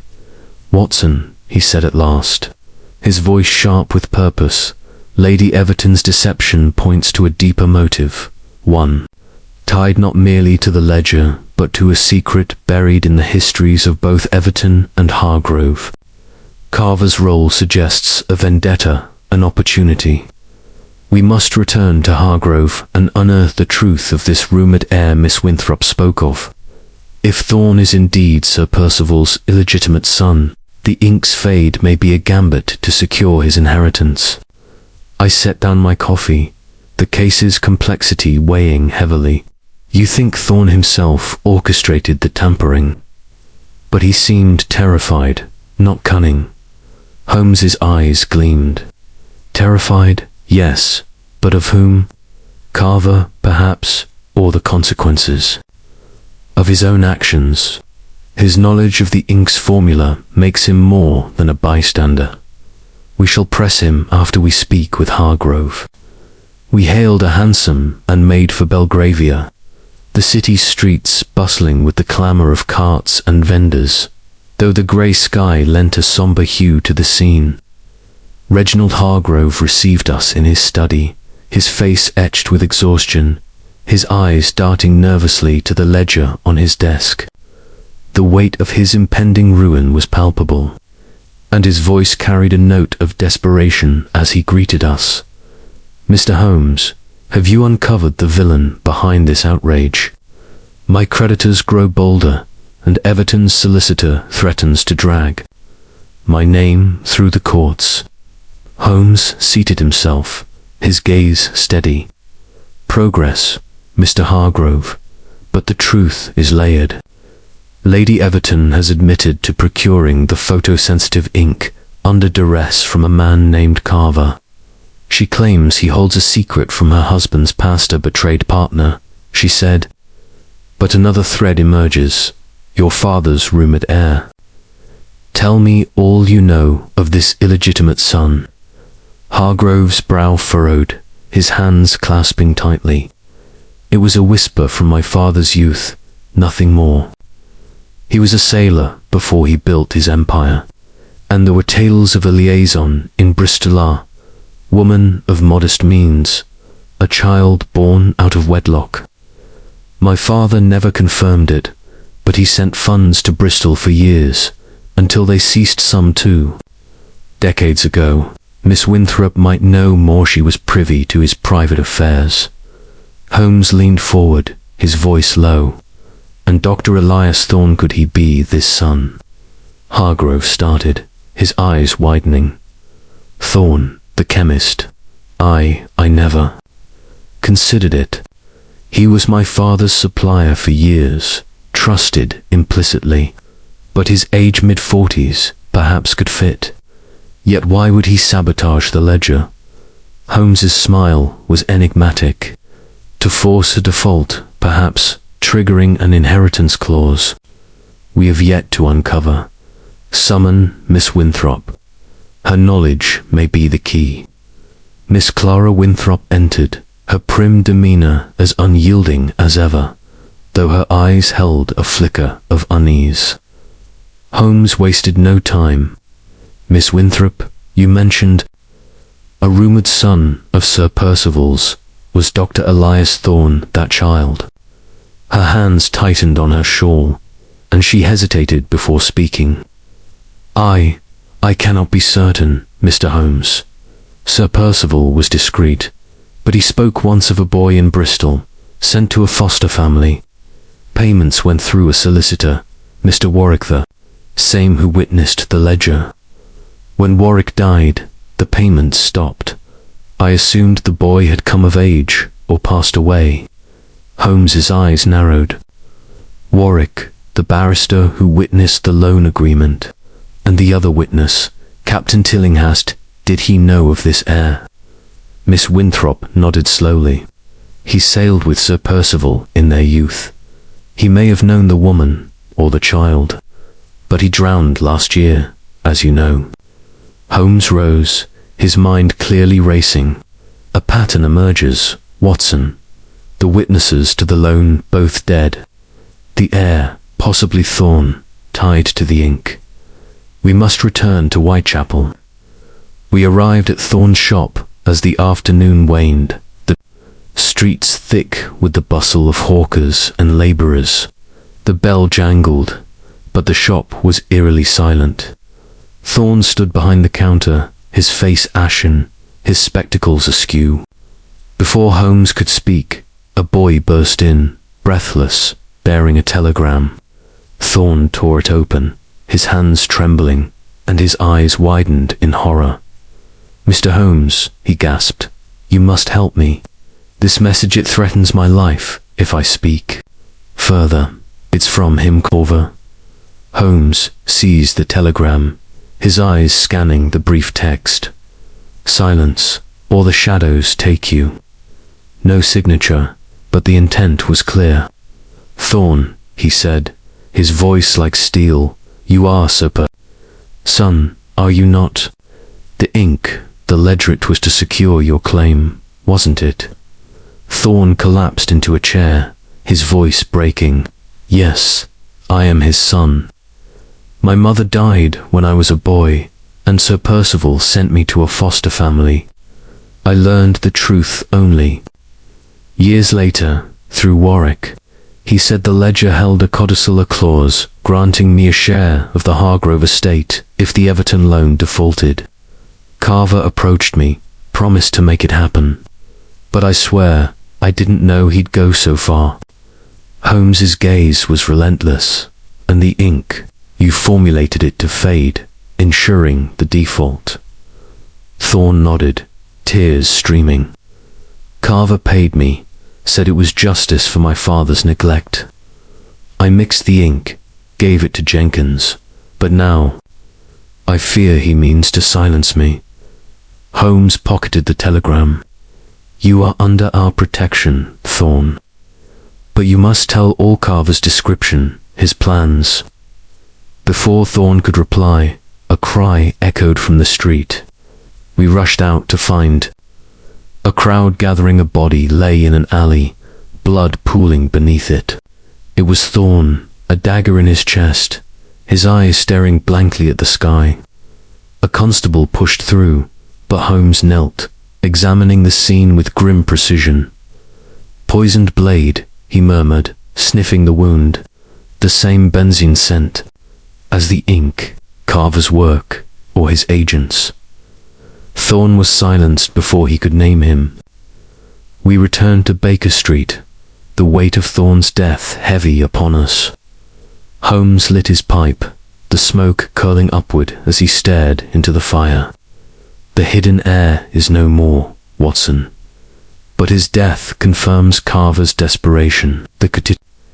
In the ledger is the key. Thorne's claim threatened someone, perhaps Hargrove himself." I took up my pen, the case darkening with each turn. Thorne's confession, his murder, and the spectre of Carver wove a web of betrayal with the vanished ink at its heart, waiting for Holmes to unravel its final strands. Chapter 10. The Poisoned Vial. The murder of Dr. Elias Thorne cast a grim shadow over our investigation, its brutality a stark reminder of the stakes at play. The fog had returned to London, cloaking Baker Street in a damp, mournful haze as Sherlock Holmes and I sat by the fire, the events of the day weighing heavily. Thorne's lifeless form, the poisoned dagger, and the cryptic telegram from the elusive Carver had deepened the mystery of the vanished ink, transforming it from a financial intrigue into a matter of life and death.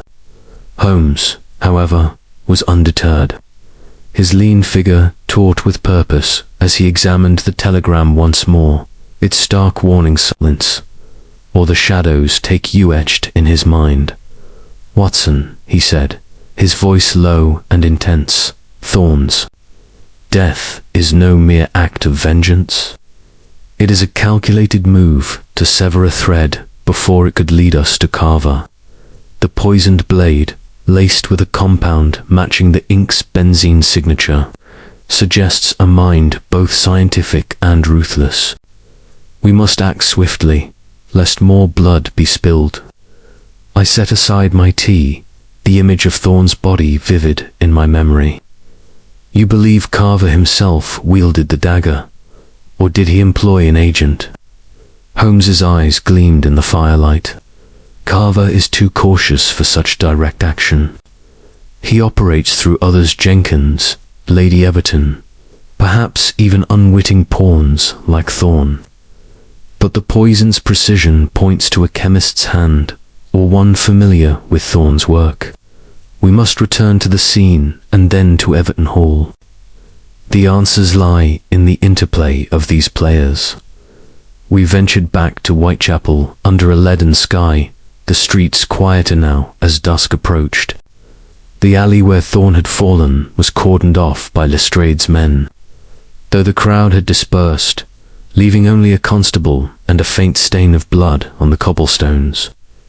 Holmes knelt, his magnifying glass tracing the ground with meticulous care.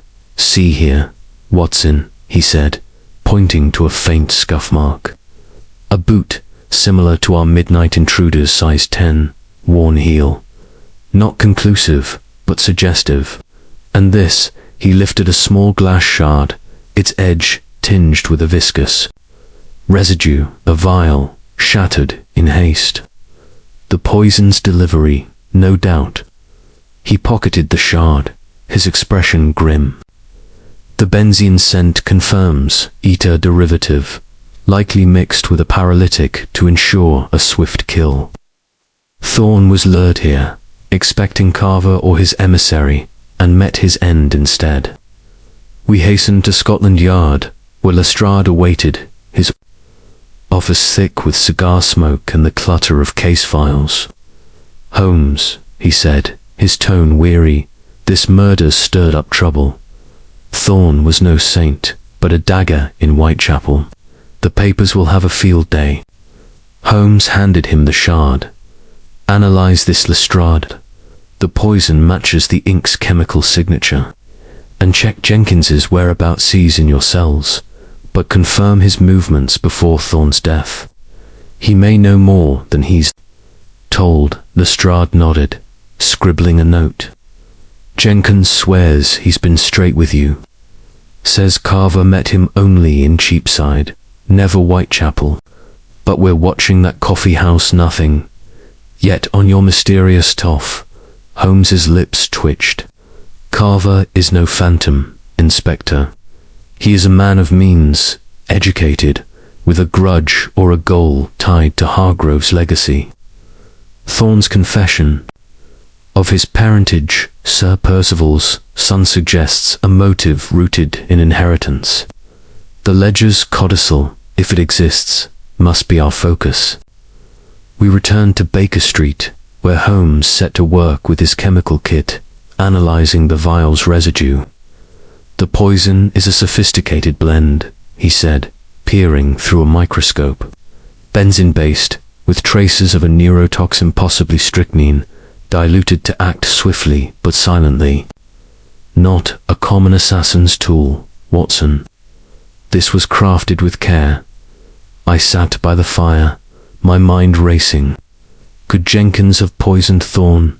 He knew of Carver's plans, and he's tied to the ink.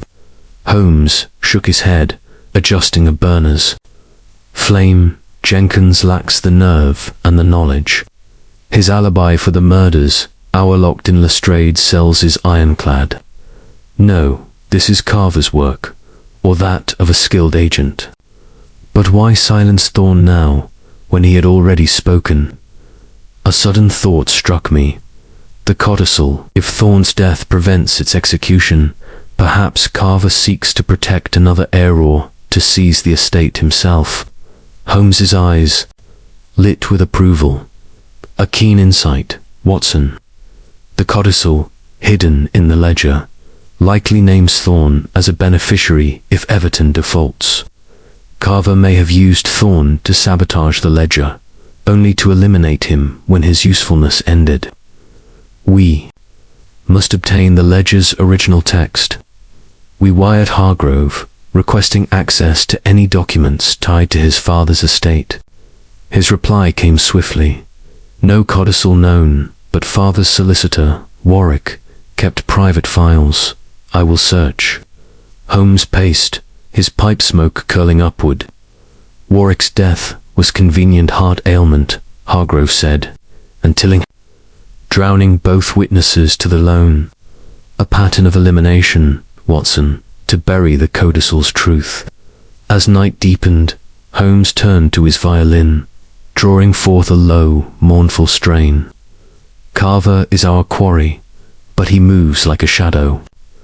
Tomorrow, we visit Hargrove to uncover Warwick's files. The poisoned vial is a warning, Watson, but also a clue. Its maker underestimates us. I took up my pen, the case's darkness growing with each revelation. Thorne's murder, the vanished ink, the codicil's promisor pointed to a conspiracy, rooted in a hidden legacy, with Carver's unseen hand pulling the strings. Holmes's relentless pursuit of truth was our only light in the gathering storm. Chapter 11. The Ultraviolet Revelation. The Grim Shadow of Dr. Elias. Thorne's murder hung over us as we sat in our Baker Street lodgings, the morning light struggling through a veil of fog that seemed to mirror the case's opacity. Sherlock Holmes was at his chemical table, his long fingers deftly manipulating a series of glass slides, each bearing a trace of the poisoned residue from the vial found in the Whitechapel alley. The air was sharp with the scent of chemicals, and his eyes burned with the relentless focus that marked his pursuit of truth. The death of Thorne, the illegitimate heir to Sir Percival Hargrove's legacy, had elevated the mystery of the vanished ink into a deadly game, with the elusive Carver at its heart. Watson, Holmes said, his voice taut as he adjusted a lens, the poison's composition confirms our suspicions of benzene-based compound, laced with a neurotoxin, crafted with precision. This was no impulsive act, but a calculated strike to silence Thorne before he could fully betray Carver's scheme. Today, we return to the ledger itself. Its secrets, hidden beneath the faded ink, may yet reveal the codicil that cost Thorne his life. I set down my coffee, the weight of the case pressing heavily. You believe the ledger holds hidden text, but we've tested it. No trace of writing remains. Holmes's lips curled into a faint smile. No visible trace, Watson. The ink's photosensitive nature suggests a dual composition, visible ink that fades, and a latent layer that endures, revealed only under specific conditions. Everton's ultraviolet lamp is no coincidence. We must test the ledger under its light. We gathered our coats and made for Belgravia, where Reginald Hargrove awaited, his townhouse a fortress of anxiety. The streets of London were alive with the clatter of hansoms and the cries of newsboys. But Hargrove's study was a world apart, its oak-panelled walls heavy with the burden of his family's threatened ruin. He greeted us with a haggard expression, the ledger lying open on his desk like a mute accuser. "Mr. Holmes," he said, his voice trembling, "the news of Thorne's murder reached me this morning. Is it tied to this wretched ledger? My creditors are relentless, and Everton's solicitor threatens to brand me a fraud." Holmes seated himself, his gaze fixed on the ledger. "Thorne's death is indeed linked, Mr. Hargrove. He was your father's son, and the ledger may hold a codicil, granting him a share of your estate should Everton default. We must examine it under ultraviolet light. Have you such a lamp?" Hargrove shook his head, his eyes wide. Ultraviolet. No, but I can procure one. Thorne, my brother. It seems impossible. Holmes's tone was brisk. Not impossible, but pivotal. Fetch the lamp, and we shall see what secrets the ledger conceals. While Hargrove sent for the device, Holmes turned to Miss Clara Winthrop, summoned once more to the study. Her prim figure stood rigid, her hands clasped tightly. Miss Winthrop, Holmes began, you knew of Sir Percival's payments to a foster family in Bristol. Did you ever suspect Thorne was his son? Her lips tightened, and she nodded slowly. I suspected, Mr. Holmes. Sir Percival's solicitor, Warwick, handled the payments. And he once let slip that the boy was a chemist, trained in London. When I met Thorne years later, his manner, his features, they bore a faint echo of Sir Percival, but I never spoke of it. Holmes's eyes narrowed, and the codicils. Did Warwick mention such a clause? Only in passing, she replied. He said Sir Percival added a provision to the ledger to ensure the boy's future if the estate faced ruin. I thought it a rumour, nothing more. The lamp arrived, a bulky device with a violet bulb, its design akin to the one in Everton study. Holmes positioned it carefully, directing its beam onto the ledger's blank pages. As the eerie light bathed the paper, faint lines began to emerge, ghostly at first, then sharpening into legible text. I leaned closer, my breath catching as the words took shape. A codicil, penned in Sir Percival's hand, stipulating that, in the event of Everton's default, a portion of the Hargrove estate would pass to my son, Elias Thorne, born in Bristol. 1849. Holmes's voice was triumphant. The ultraviolet revelation, Watson. The ink's secondary layer, invisible to the naked eye, endures. This codicil was Carver's target: erase the debt, force the default, and secure Thorne's claim. But with Thorne dead, who benefits now? Hargrove stared at the text, his face ashen. My father, he kept this from me.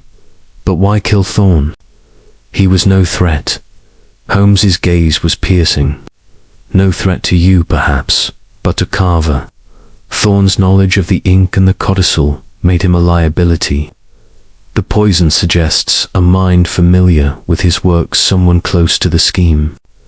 We left Hargrove with instructions to guard the ledger and wired Lestrade to intensify the search for Carver. Back at Baker Street, Holmes resumed his chemical analysis, comparing the ledger's hidden ink to Thorne's sample. The formula is identical, he said, peering through a spectroscope. A dual ink visible for the loan, latent for the codicil, impossible to detect without the right light. Carver knew this, and used Thorne to execute it. I sat by the fire, the case's layers unfolding like a dark flower. But who is Carver? A rival heir, a creditor, or someone tied to Everton's betrayed partner? Holmes lit his pipe, the smoke curling upward. All possibilities, Watson. The deaths of Warwick and Tillinghast, the witnesses, suggest a campaign to bury this codicil. Carver's motive is tied to the estater, to seize it or to destroy it. Tomorrow we revisit Jenkins. His alibi holds, but his fear of Carver may yet yield a name. As night fell, a knock brought a telegram from Lestrade. Jenkins questioned again, insists Carver acted alone. No accomplices named. Coffeehouse owner reports no recent sightings. Holmes tossed it aside, his expression grim. Jenkins protects someone, or he fears retribution. The ultraviolet light has shown us the codicil, but Carver remains in shadow. I took up my pen, the case's complexity a labyrinth of motives and murders. The ledger's hidden text had unveiled a legacy of betrayal, But the hand behind Thorne's death carver's hand remained elusive, a spectre waiting for Holmes's unerring mind to bring it into the light. Chapter 12. The twist unveiled the revelation of the ledgers hidden. Codicil, under the ultraviolet light, had cast a new and startling clarity upon the mystery of the vanished ink. Yet the murder of Dr. Elias Thorne and the elusive figure of Carver kept the truth tantalizingly out of reach. The morning air in Baker Street was heavy with the scent of Holmes's chemical experiments, the table strewn with vials and papers, a testament to his unyielding pursuit of the case's heart. Sherlock Holmes stood by the window, his sharp silhouette framed against the fog, his eyes distant but alight with the fire of a mind closing in on its quarry. "Watson," he said, turning to me with a voice edged with resolve, "the codicil confirms Thorne's claim to the Hargrove estate, but his death shifts the game. Carver's motive, whether greed, vengeance, or something deeper, lies in the interplay of these players. Hargrove, Everton, Lady Everton, and Jenkins. We must gather them all and unravel this web before another life is lost." I set aside my breakfast, the weight of the case pressing upon me. "You suspect Carver is still among them. Jenkins's alibi holds, and Lady Everton's fears seemed genuine." Holmes's lips curled into a faint, enigmatic smile. "Fear can be a mask, Watson, and alibis can be crafted. The poison that killed Thorne, the ink's dual formula, the midnight intruder all point to a mind both cunning and desperate. Today, we confront them all at Baker Street. The truth will emerge under pressure." We wired invitations to Reginald Hargrove, Lord and Lady Everton, and Inspector Lestrade, with Jenkins to be brought from his cell.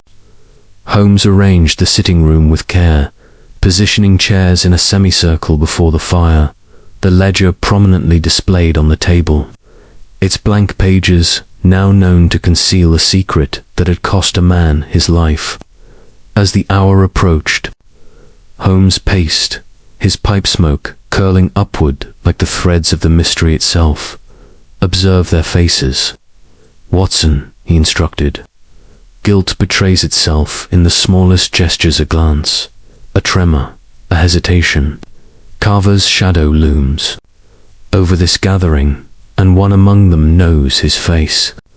The first to arrive was Lestrade, his round face flushed with the morning's exertions. "Holmes, I hope this stunt of yours pays off," he said, settling into a chair. "Jenkins is on his way, under guard. No sign of your Carver, though. The coffee-house owner swears he's not been back." Hargrove entered next, his haggard features betraying sleepless nights. "Mr. Holmes, have you found the fiend who killed Thorne? My family's name hangs by a thread." Holmes merely nodded, his eyes scanning Hargrove's hands, which clutched a handkerchief with nervous intensity. Lord and Lady Everton arrived. Together, his lordship's moustache bristling with indignation, her ladyship's grey eyes wary but composed. Jenkins followed, escorted by a constable, his wiry frame tense, his gaze darting between the assembled faces. Holmes stood before the fire, his presence commanding the room. "Ladies and gentlemen," he began, his voice clear and deliberate, "the mystery of the vanished ink has led us through a labyrinth of deceit, betrayal, and murder. The ledger before you, blank to the eye, conceals a codicil naming Dr. Elias Thorne, Sir Percival Hargrove's illegitimate son. As a beneficiary should Lord Everton default on a £50,000 loan. The ink's fade was no accident, but a calculated act to force that default. Thorne's murder, by a poisoned blade, ensured his silence. The question is, who is the architect of this scheme?" Lady Everton spoke first, her voice steady. Told you, Mr. Holmes. I acted under duress from a man called Carver. I sought only to protect my husband. Everton's face reddened. And I've said there's no secret in my past worth such a scheme. This is Hargrove's doing so forgery, to extort me. Hargrove leapt to his feet, his voice shaking. Lies. My father's legacy is honest. I am the victim here, Holmes.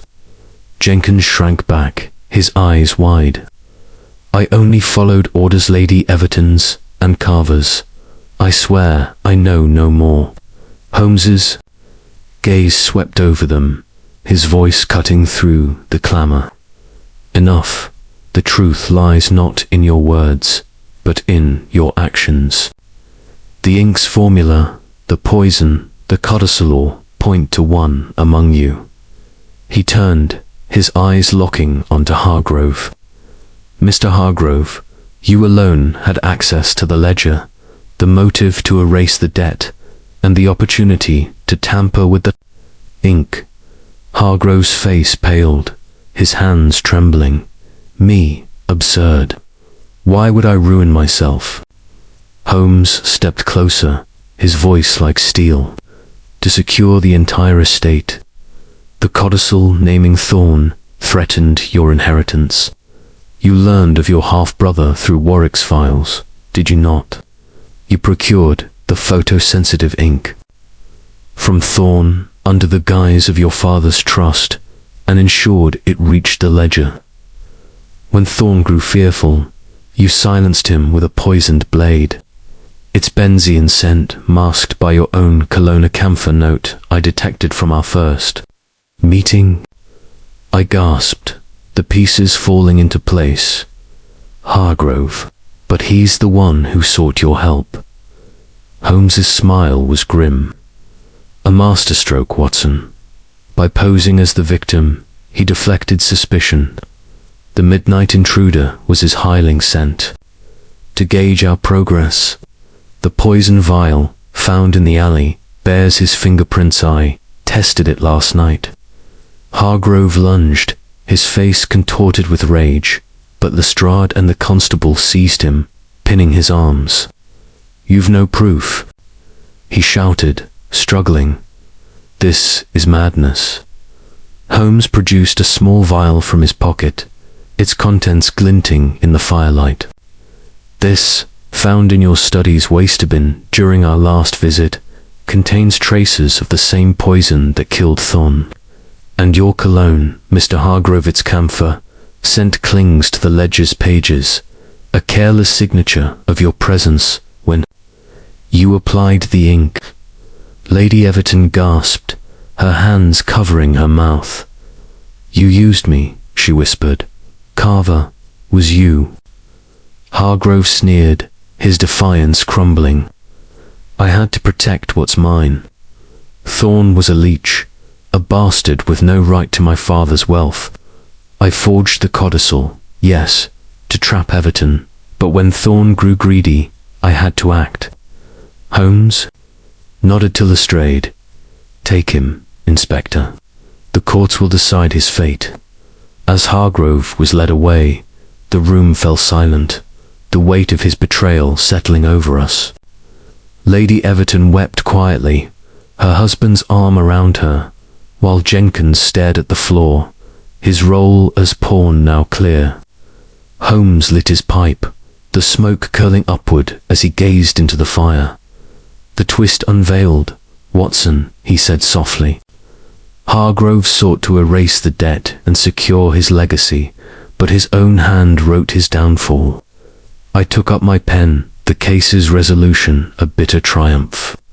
The vanished ink, the poisoned vial, the hidden codicil had led to this moment, where Holmes's relentless mind had stripped away the shadows to reveal a villain in plain sight. Chapter 13.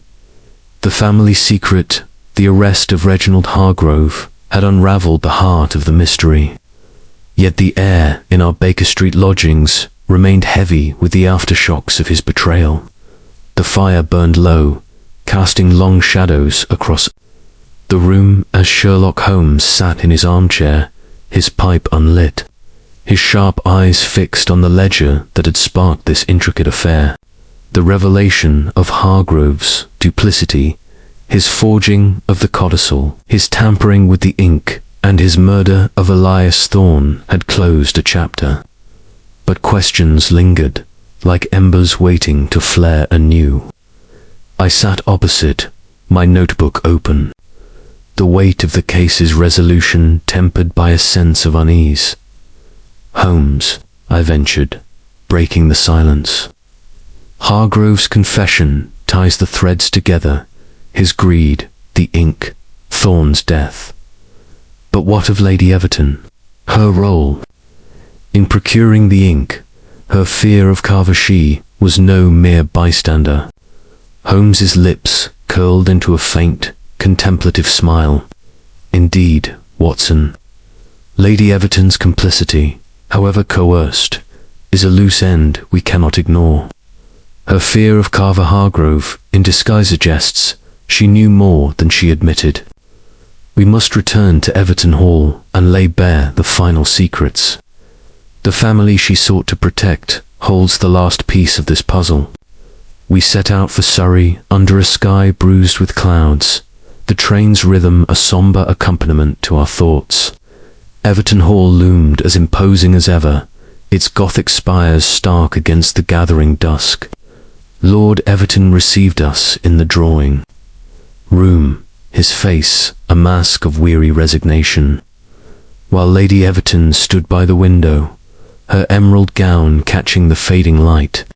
Her grey eyes, once so composed, now betrayed a flicker of dread as Holmes entered, his presence a quiet storm. "Mr. Holmes, Dr. Watson," Everton said, his voice strained. "Your wire spoke of Hargrove's arrest. Is this nightmare truly over? My wife and I have endured enough." Holmes seated himself, his gaze shifting to Lady Everton. "Not quite, my lord. Hargrove's guilt is clear. He forged a codicil, tampered with the ink, and murdered Thorne to secure his inheritance. But your wife's role remains clouded. Lady Everton, you admitted to ordering the photosensitive ink from Thorne, under duress from Carver. Hargrove was Carver, yet you claimed he held a secret from your husband's past. What was it, and why did you shield him?" Lady Everton's hands trembled, and she turned from the window, her voice barely above a whisper. I spoke in haste, Mr. Holmes. Hargrove deceived me, used the name Carver to manipulate me. I thought he knew of a scandal, a debt my husband owed in his youth, a deal with a merchant that soured. I acted to protect Archibald, to keep our name untarnished." Everton's brow furrowed, his mustache quivering. "Margaret, what debt? I've no such skeleton in my closet. Why did you not tell me?" She sank into a chair, her composure crumbling. "Because I feared it was true. Hargrove came to me 2 years ago, cloaked and calling himself Carver. He said you'd betrayed a partner in a shipping venture, a man named Langley, who lost everything. He threatened to expose you, to ruin our standing. He offered funds to bolster our estate, but only if I ensured the ledger's ink would fade. I instructed Jenkins to fetch it from Thorne, believing it would save us." Holmes's eyes narrowed, his voice like a blade. "And you never questioned this Carver? Never suspected he was Hargrove, your creditor?" Tears welled in her eyes. "I was terrified, Mr. Holmes. He spoke with such certainty, and the funds arrived as promised deposits to our bank, anonymous but real. I thought I was protecting our future." Everton stepped forward, his voice thick with emotion. "Margaret, you should have trusted me. There was no Langley, no betrayal. My ventures were honest, if not always wise." Holmes rose, his gaze piercing. "Lady Everton, your fear made you a pawn, but your silence enabled Hargrove's scheme. The codicil was his creation, a trap to force your default and claim the estate through Thorne, whom he then eliminated. But one question remains. The merchant Langley, if he is a fiction, why did Hargrove choose that name? Lady Everton shook her head, her voice breaking. I don't know. He spoke as if Langley were real, a man wronged by you years ago.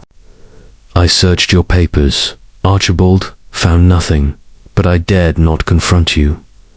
Holmes turned to Everton, his tone brisk.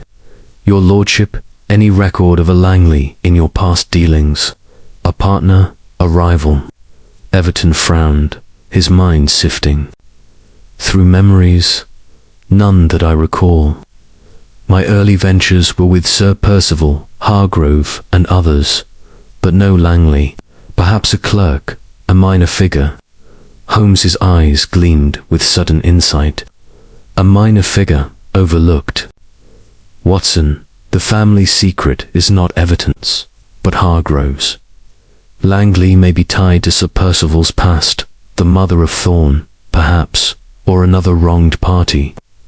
We must examine Warwick's files, the solicitor who handled Sir Percival's affairs.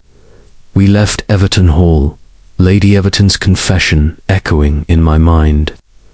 The train back to London was silent, Holmes lost in thought, his fingers drumming a restless rhythm. At Baker Street, a telegram from Lestrade awaited what? Files retrieved from Hargrove's safe. Mention of a Mary Langley, Bristol, received payments from Sir Percival. 1848 to 1865. Likely Thorne's mother.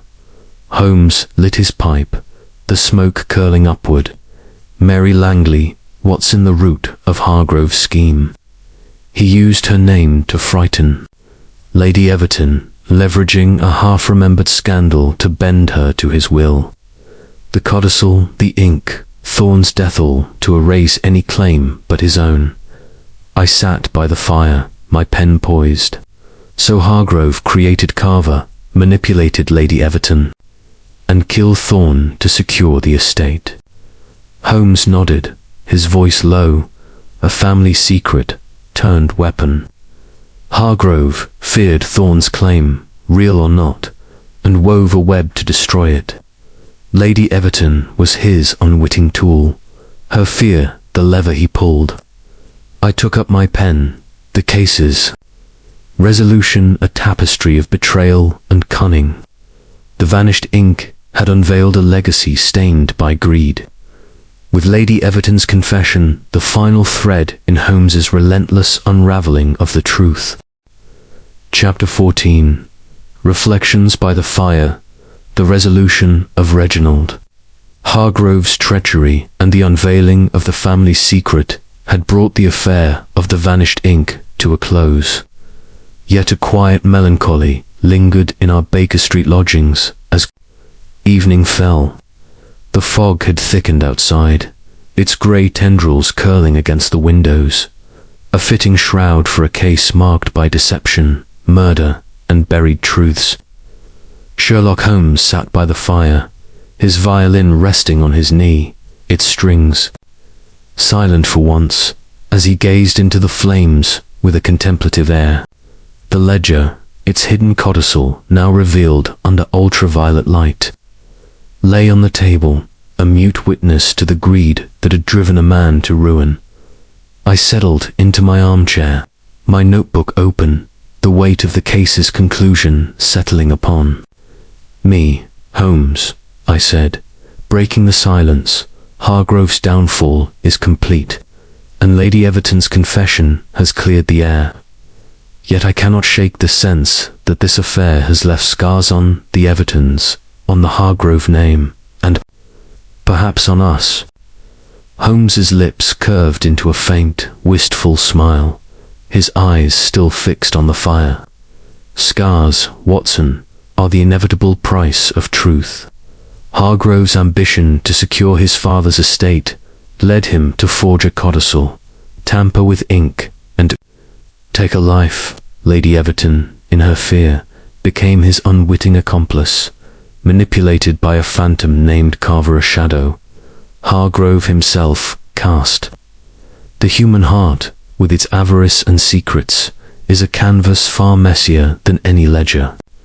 I nodded, recalling the intricate threads of the case, the blank pages, the photosensitive ink, Thorne's murder, and the codicil naming him as Sir Percival's heir. Hargrove's plan was cunning, I said, to erase the debt and eliminate Thorne, ensuring no rival claim to the estate. But to pose as Carver, to manipulate Lady Everton, how did he conceive such a scheme?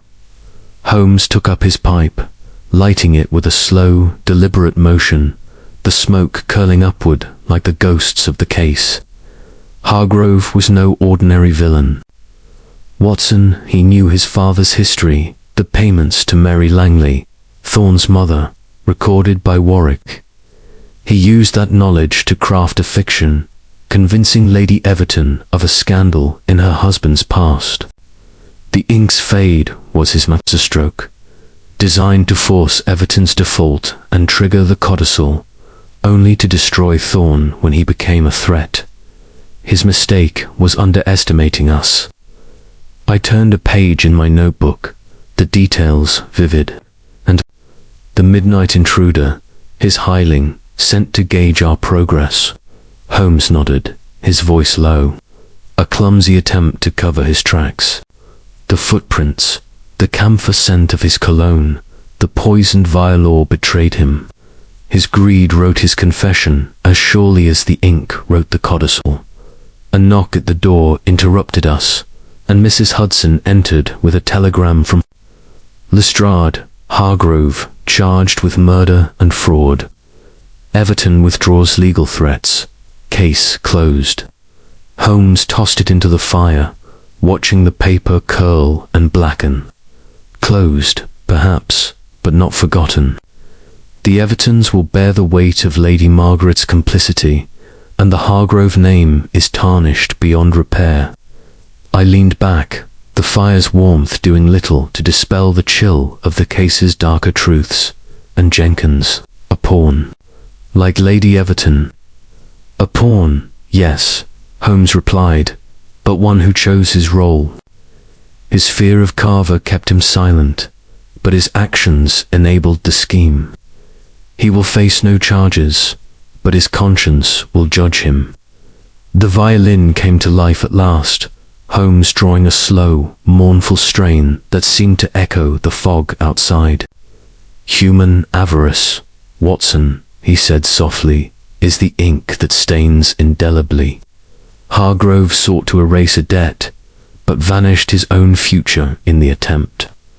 I took up my pen, the case complete, yet resonant with lessons of trust betrayed and secrets unearthed. The affair of the vanished ink had tested Holmes's unparalleled mind, revealing not only a villain's cunning, but the fragility of those bound by family and fear. As the violin's notes faded, I chronicled the final chapter, knowing that this tale, like the ink itself, would endure in the annals of our adventures.